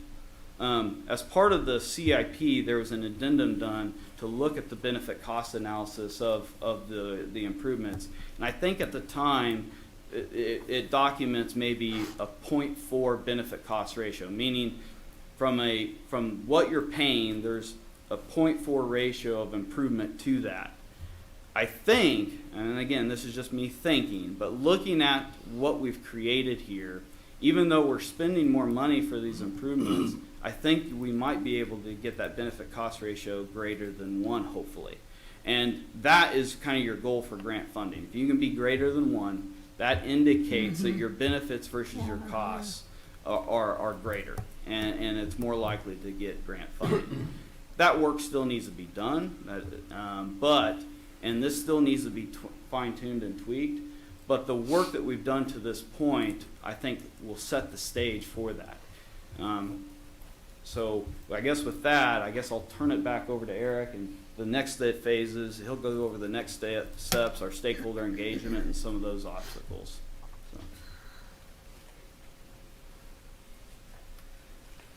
Thanks, John. As you can tell, John's pretty passionate about stormwater. In fact, on a different presentation, I hope to show you his app. You can turn his camera on and you can look around the world and see how deep the floodwater is. It's a really cool app. That's a different presentation. Let's talk about stakeholder engagements. I just want to highlight a few of the stakeholders that we're currently working with. From the regulatory front, we've got Division of Water Resources, the Corps of Engineers, FEMA, and KDH&E that are regulatory stakeholders. The railroads, honestly, this is the first single project where we're dealing with 4 separate railroad owners, and that presents a little bit of a challenge. We'll speak to that just for a little bit. But Union Pacific, the BNSF Railroad, K&O, and then a little private spur track, the VS Railroad that goes by Cargill Salt. Of course, the other stakeholders are the impacted property owners. We've been out discussing some of this. Of course, there were some buyouts there along the channel. The utility companies, if we widen this channel, we have an impact on a lot of the utilities, from gas to city water, sewer. Funding groups, John had kind of mentioned, there's a lot of opportunities out there, so we're working with those guys. And then lastly, but most important, is the city staff, and of course your citizens. And when I mentioned the citizens, one of the things we'll do here at the end as we kind of wrap the design project, or what's going to work, is we want to involve your stormwater committee and bounce it off some of the citizen groups. So with that, I just want to highlight a few of the things. I know we talked about some of the bottlenecks. This is a picture of the upstream UP railroad track. So we have had several conversations with Union Pacific. One of the things that came out of our very first conversation is this track cannot be down. It's one of the mainline tracks. And so whatever we build to widen that bridge, we have to do it under service. So there are going to be several trains a day. So it's not a huge deal. It's just something that we wanted the answer up front. We can't take the track down for anything. And so we're going to have to construct some conveyance widening while trains are operating there. So we're working with the UP. This is a photo of kind of the bottleneck that we keep discussing. So the red line is the BNSF owned little spur track. That line used to serve Cargill Salt, and so it comes by the correctional facility, kind of crosses the blue track. The blue track is the K&O Railroad. Currently, the BNSF track, the red track, is not being utilized, and so you can see some rail cars over to the left of Cargill Salt, which would be the west. The UP owns that track. They currently have the service contract with Cargill Salt, and BNSF does not, so that track's just sitting there idle right now. We have had some preliminary conversations with the BNSF. In fact, the city manager and city attorney and city staff, we all were on a Teams call trying to work out some details with the BNSF, but we're still collaborating with them on that. The K&O has been really responsive.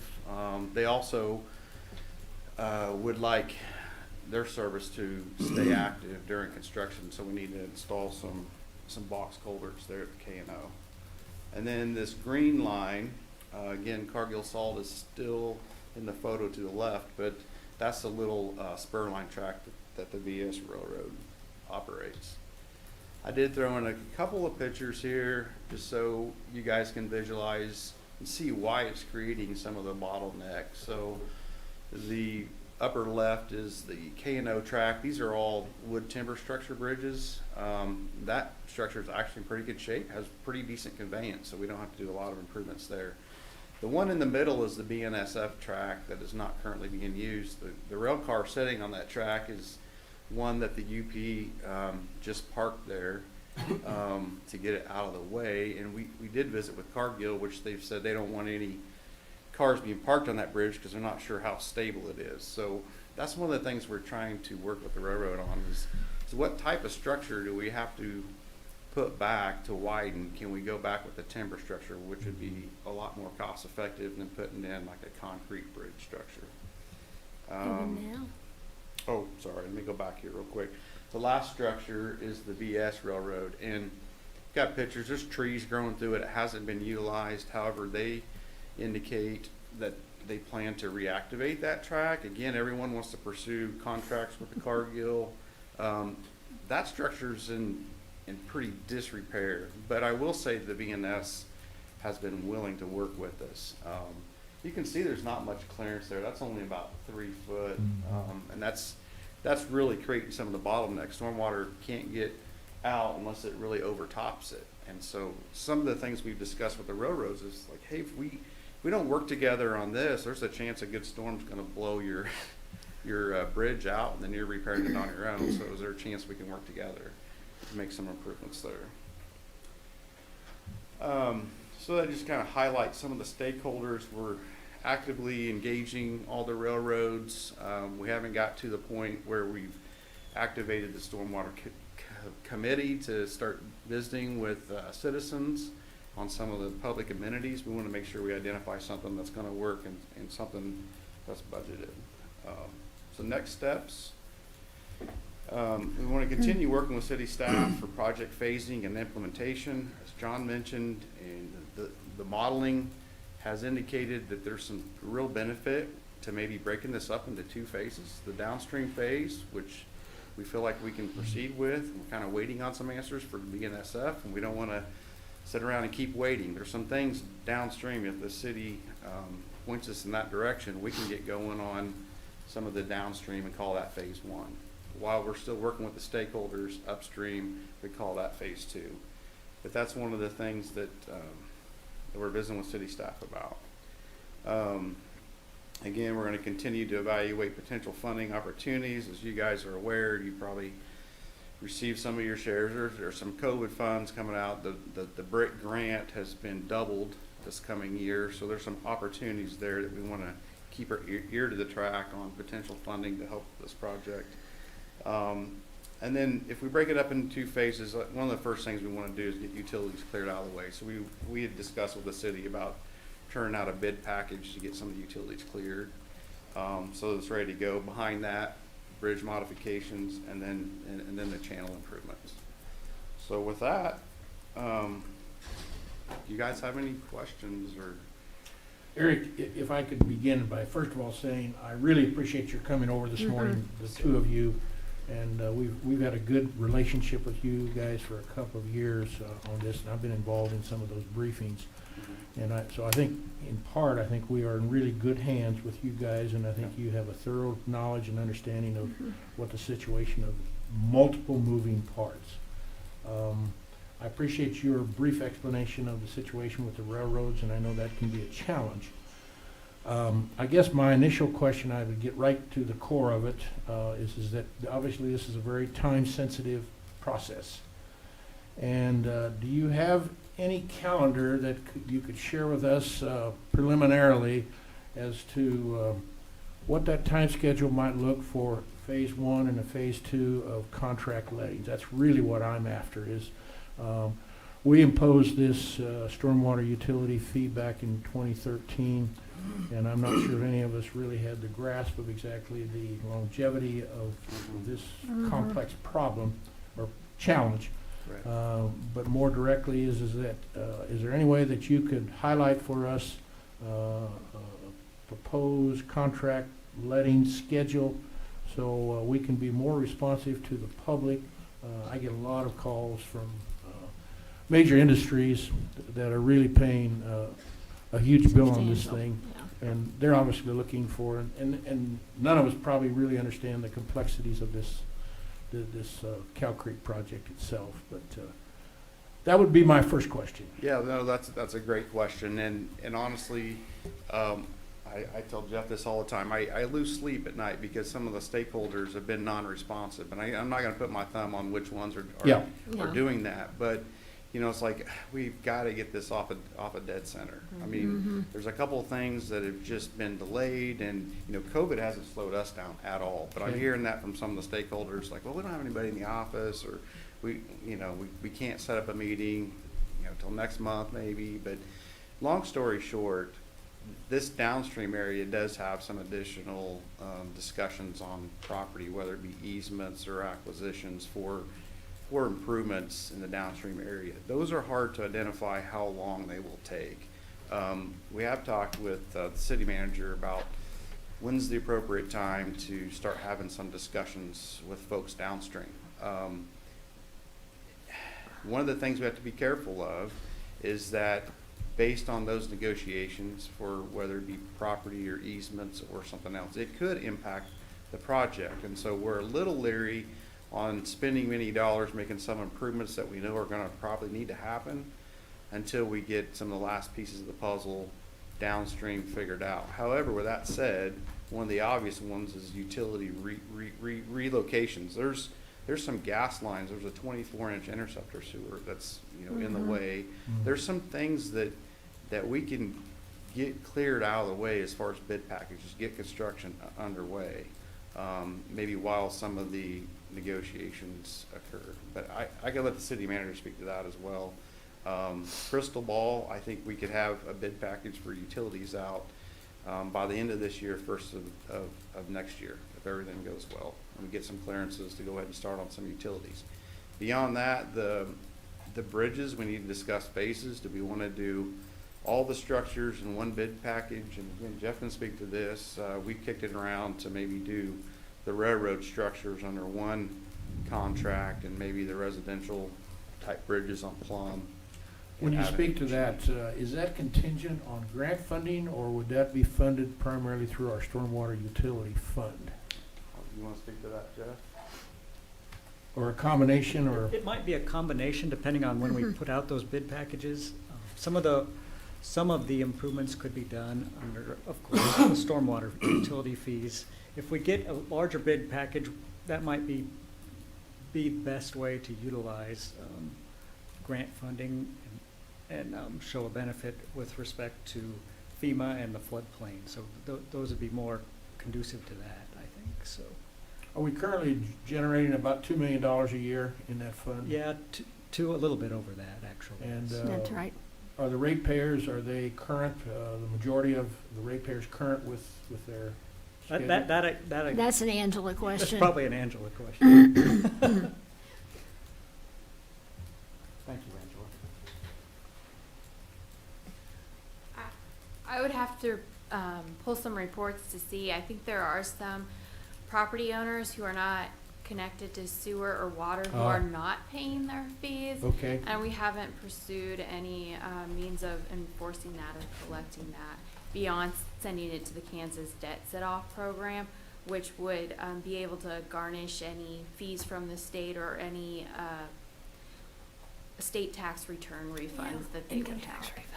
Originally, this was projected to be a $12 to $15 million project with the knowns back 2 years ago in the initial analysis. Correct. A high-level estimate was put together in the stormwater master plan at that time. Right. Not knowing some of the constraints at the time.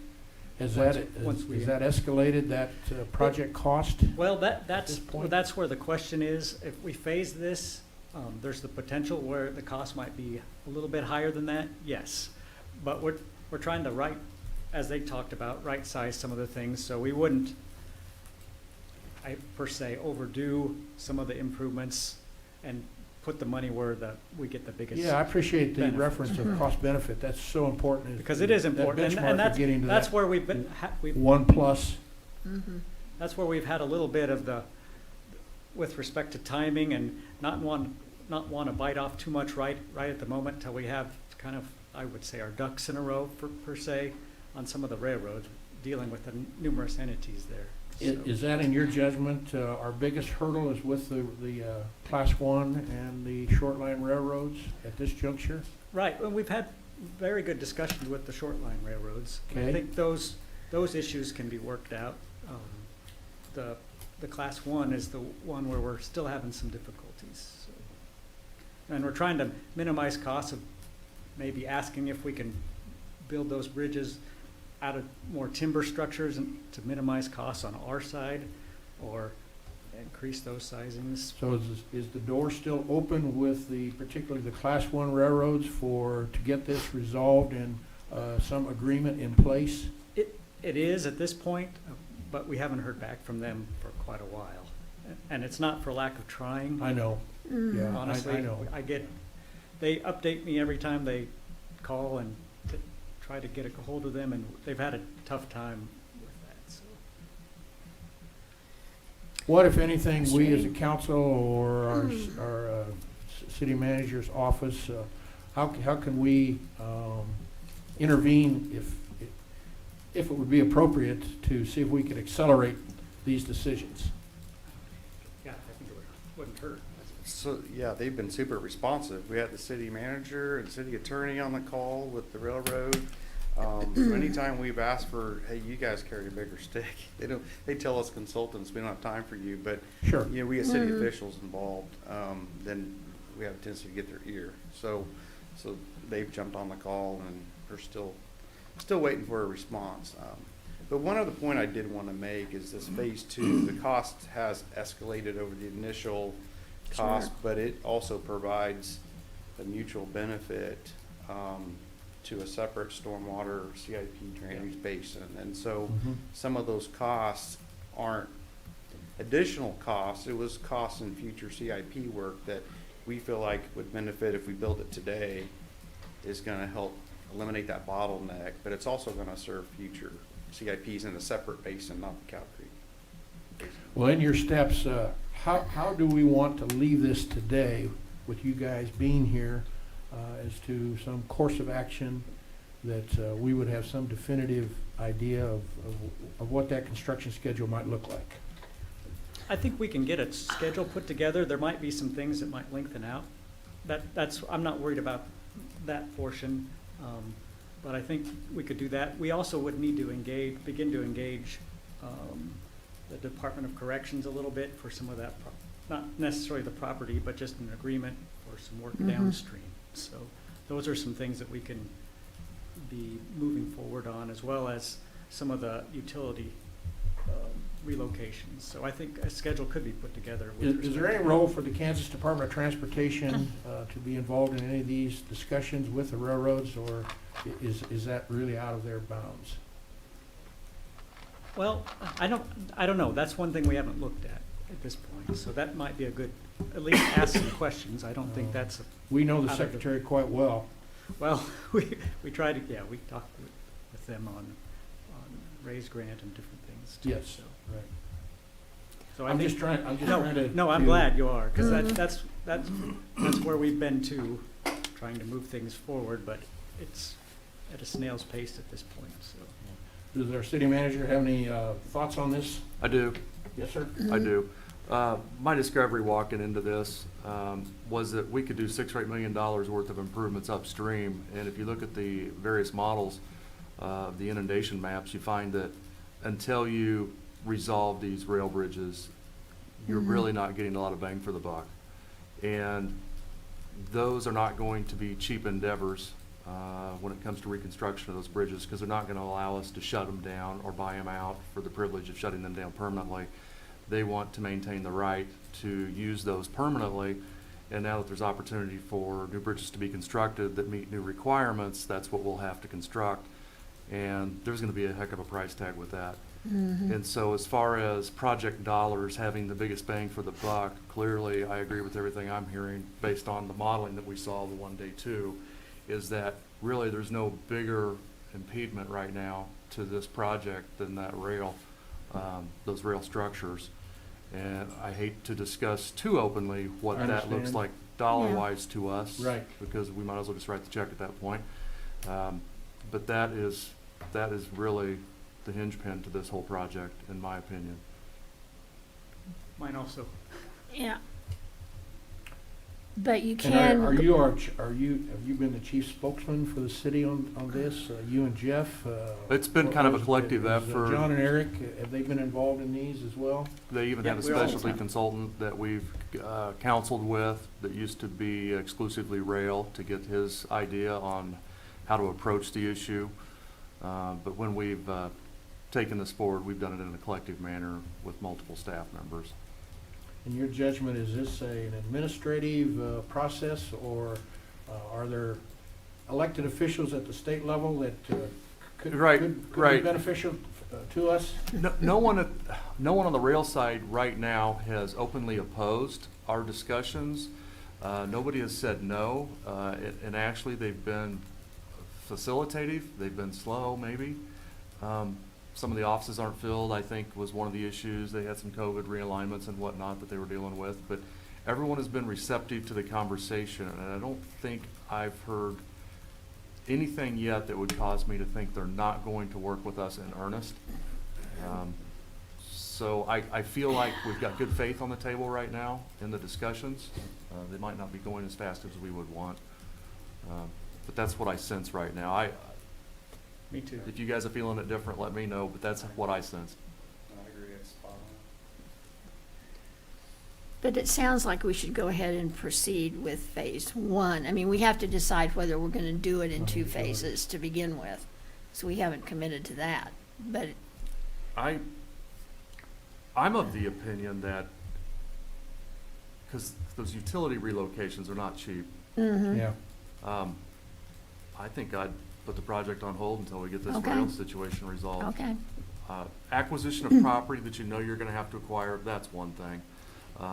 Proceed with some of that stuff. Yep, and we're still proceeding with, getting ready to do some of the demolitions for those at this point. Those are easy ones, and they're low dollar, Yeah. entry level for us. But as far as some of the actual channel work, relocation of utilities and whatnot, I really think it behooves us to wait to make sure we get this resolved with the rail. They ran some really pretty cool models that showed if we do this to the channel depth, it does this, the outcome is this if we just do width. Here's a dual bridge, they ran through, I think you said it was 30 models. I'm sure I saw at least 15 of them. Yeah. And really, there was just nothing definitive until you had that rail situation resolved. Again, I don't want to interfere at all with your good work here, but again, I know experience tells me that if we could strengthen that relationship with the Kansas Department of Transportation and perhaps our rail division, maybe they could be an ally for us in some way that we haven't currently had their involvement in it. I'm just thinking out loud of what are the other avenues. I mean, I don't think it could hurt at this point. I think you're right, John. I don't want to tell you or suggest what to do, but if we could reach out and have a face-to-face or a conference with the Department of Transportation, starting with the Secretary and working through the Rail Division, because it's a huge, I mean, it's impacting, obviously, transportation, and it's impacting our project. Yeah, we're in the varied discussions with these multiple rail lines. I know. Some are of the opinion that they want to construct their own bridge when the time comes. We pay their bill. There's others that are a little more open to the concept of us allowing it to work it into our project, so long as we follow their design criteria. And none of them have said yet, we're not gonna give you a price tag for what that is. We're trying to figure that price tag out, I think is what I've heard. And what our design criteria is going to be based on the service levels that are anticipated for that future rail potential need. Some of these are ghost lines, in my opinion. Right. But everyone has a future dollar on what that may mean to their bottom line of their company. So I like to think that if we give people sufficient time, they sharpen their pencils and they come up with a better price for us, and they have something that's a little more potentially affordable for us. Whereas if we put a high degree of pressure on them and they have to deliver an estimate to us promptly or overnight, I know what I would do as a business owner. I'd probably inflate it 20 or 30% just to get my coverage, and I'd tell you that's what my probable estimate is. Okay, that's good advice. I don't know if that's factual, but I know the rest of the world works that way. Well, We haven't been told no yet, and they're talking to us.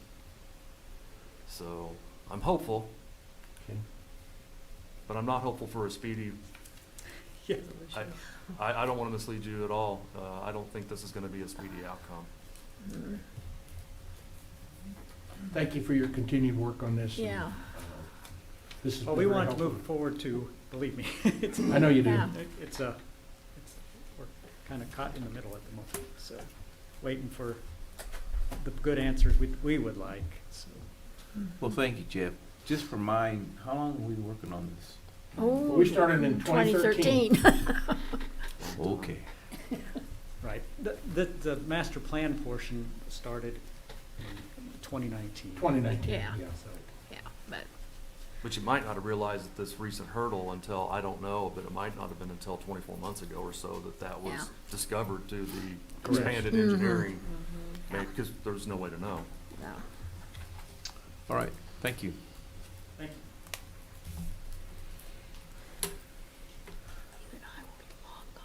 Okay, item 9, report of city officials. Sarah? You're gonna put me on the spot like that, no?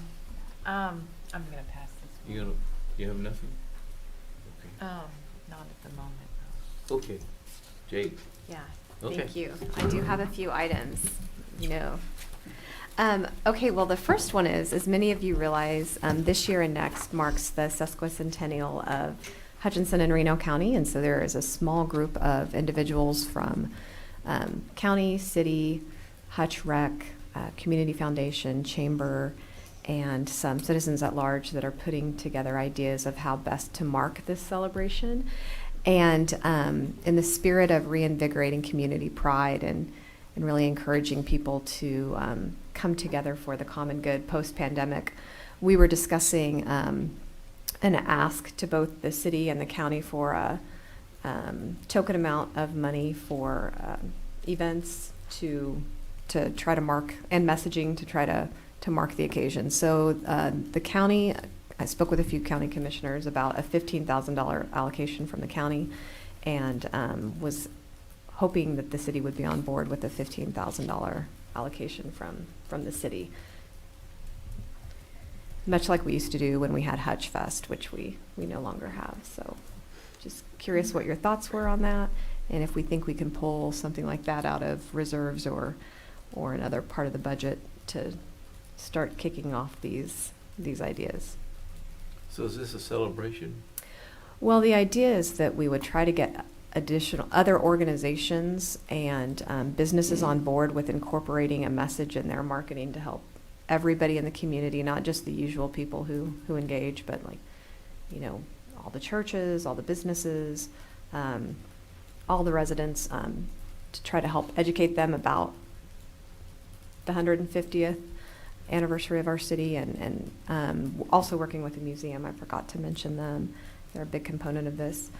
And then next year, when people feel more comfortable gathering, we would have a very large community event. We're still working out what that will look like, and we'll have the opportunity to go out to businesses to ask for sponsorships. This volunteer group will, but needed some seed money to show that the city and the county have some skin in the game.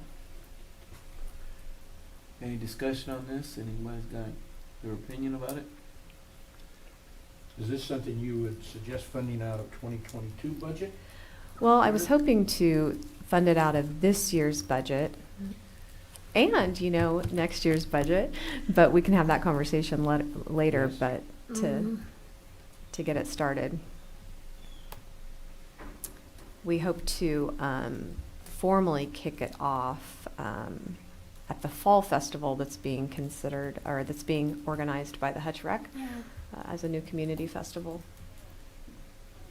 So would this be in the name of those entities or a coalition or?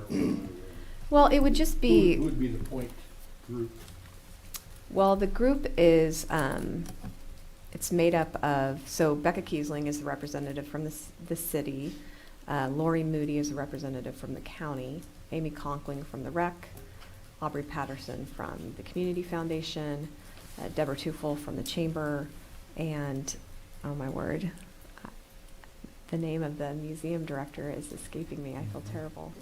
Mike something? He's fantastic, but I can't remember his don't name. remember either. And then there's just a few community members. So it's a very loose coalition, but the city would have oversight of how those funds were expended, is the idea. And the county would have oversight over how their funds were expended. I suggest that maybe we consider this under the 2022 budget, in our budget meetings.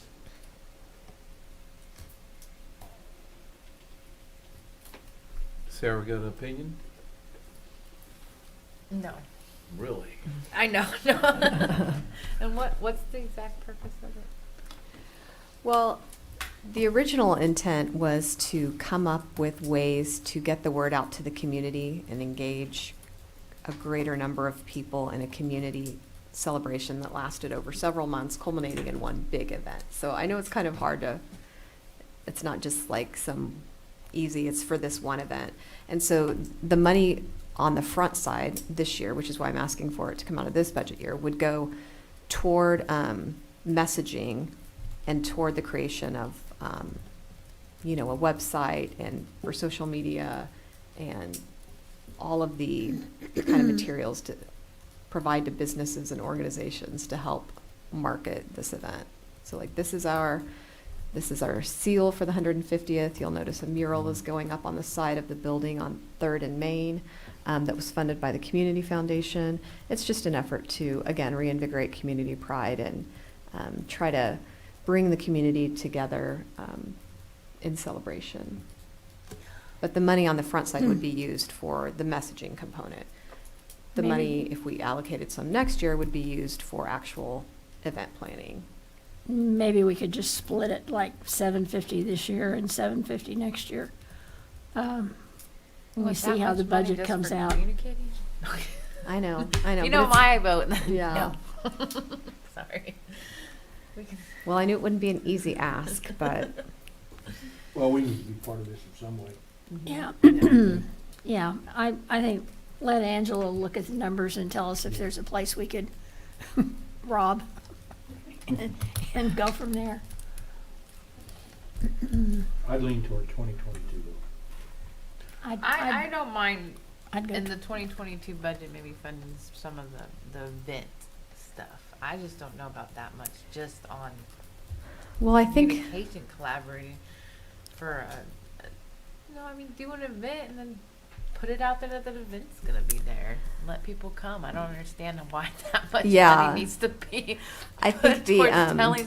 I'd rather have the money actually go towards the event and make the event more robust. And then people are always looking for things to do around this city. So And I appreciate that, but I think that it's easier to go to businesses and ask for money for an event, just like it's easier to go to the city and ask for money for an event. So I don't think the committee's going to have a hard time getting money to support an event, but I think they are going to have a hard time getting money to support the initial getting it off the ground effort.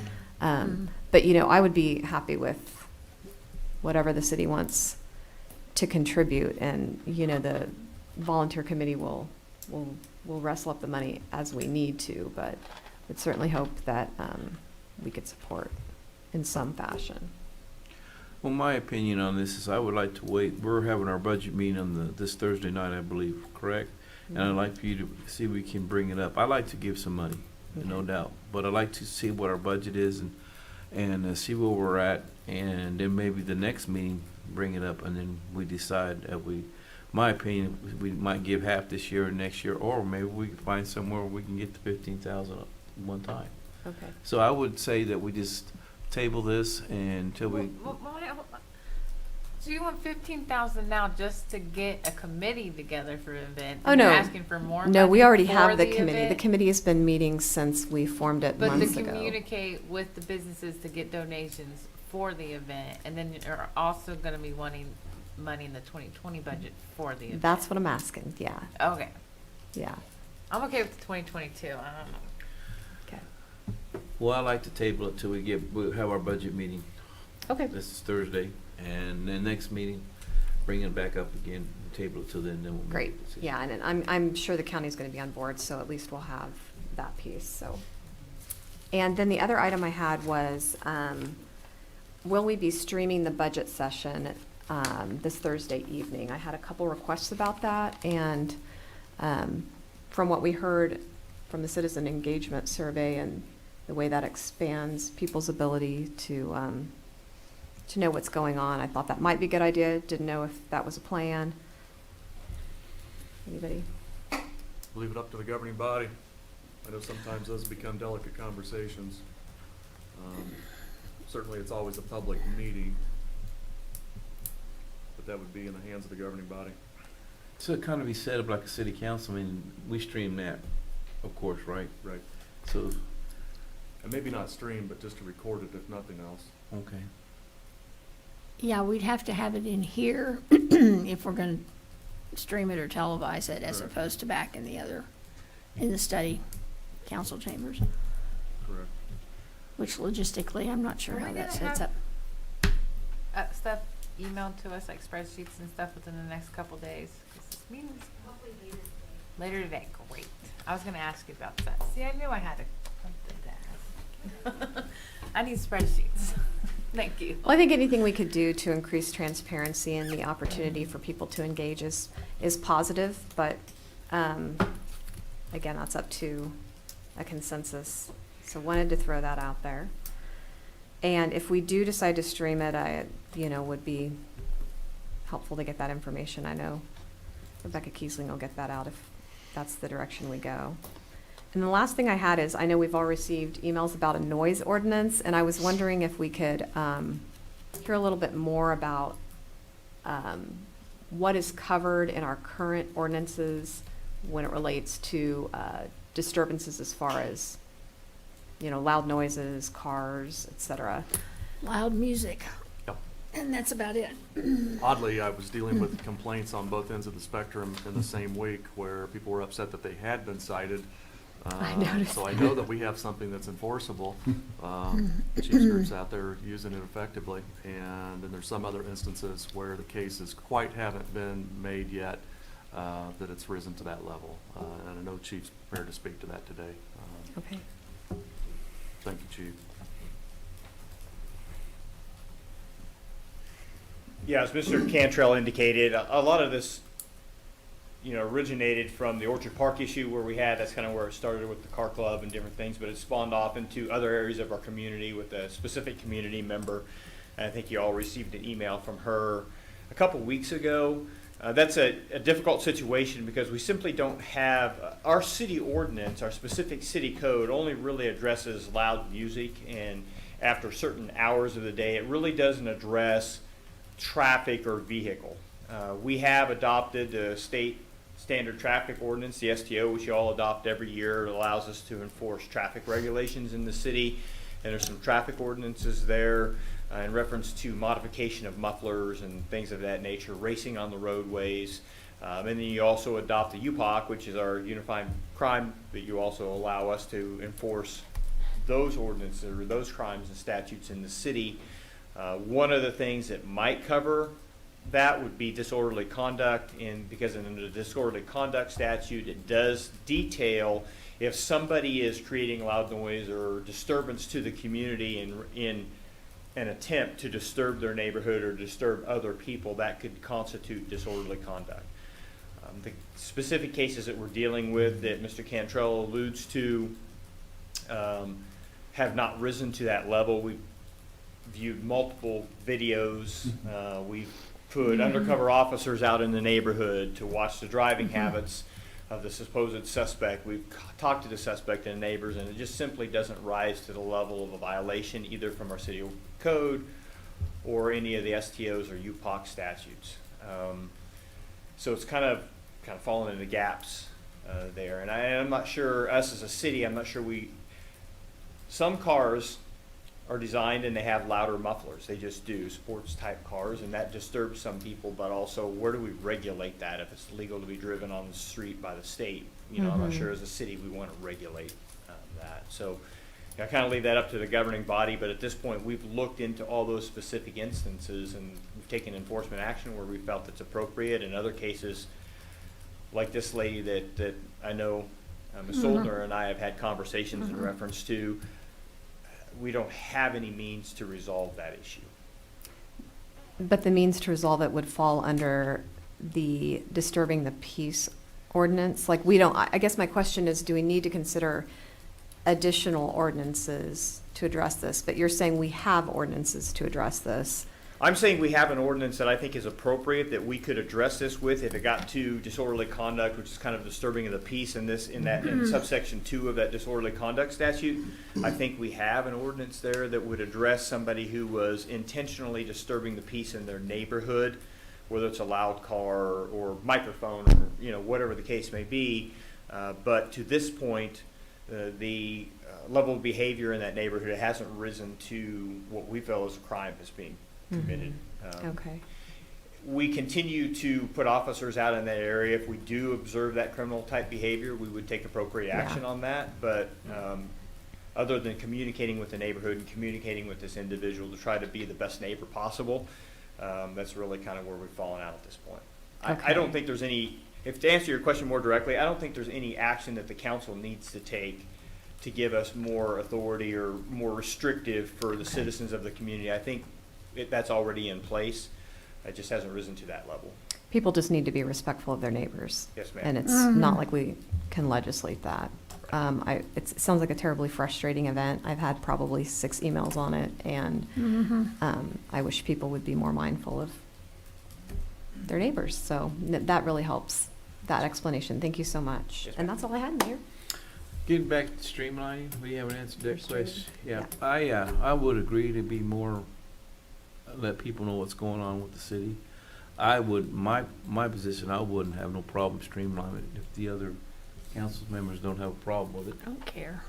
I just, She said- people are welcome to come, Yeah, or they're they welcome can to do it, either way. I think I see a majority in Okay. support. Yeah, I don't care. Okay. Yeah. Thank you, guys. All right, Nancy. Nothing other than just a comment on how nice the section on Main Street looks where we finally got all the construction done.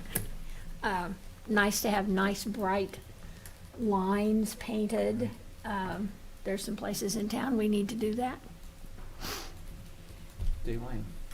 Nancy, follow-on question to Main Street, just a question maybe to Jeff or to Brian. The 9th Street, 9th and Main, new intersection lights. Oh, yeah. When will they be turned on? They are actually on. They're only operated when there's a pedestrian that. Right, that pushes the button, Pushes just the like the button. JUCO. Oh, really? Oh, I didn't Yeah. realize. Yep, It's they're one of just- the Oh, I drive that pedestrian. every day. And I've seen it 2 or 3 times. Oh, I didn't realize So, Yeah, it's Anyway. just like the one over there by JUCO. Learned something today. Thank you very much.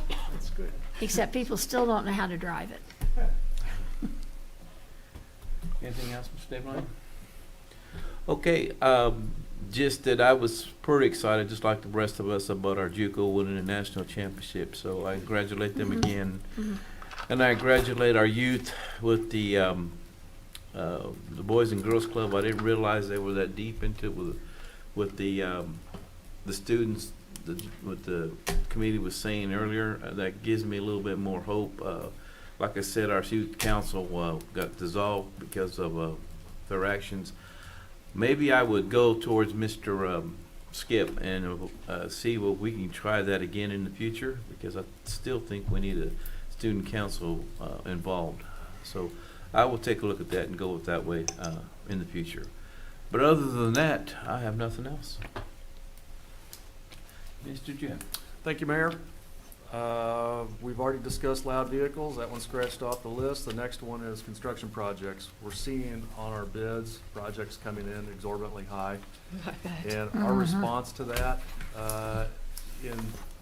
well, we look at them individually, but in the case of a concession stand at Hobart Debtor, our decision has been to basically table the project until such time we can relet it and hopefully get the relief of some better availability of materials and pricing. So we're looking at those as they come in, and unless it's a dire situation, there's just no reason to pay 200% of what a project was worth 6 months ago.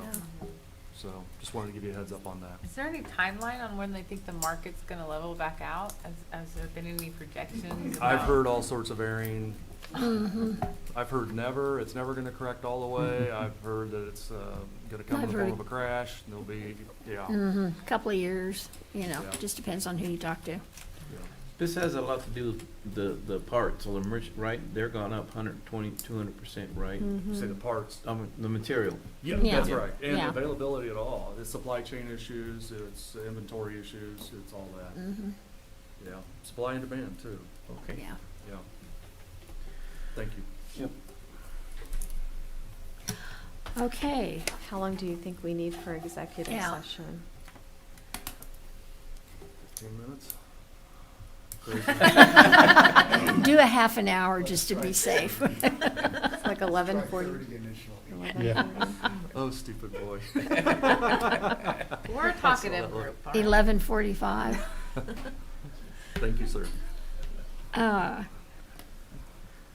Okay, so I will move to recess into executive session pursuant to the preliminary discussion relating to acquisition of real property, exception KSA 754319B 6. The open meeting to resume in the city council chambers at 11:45 a.m.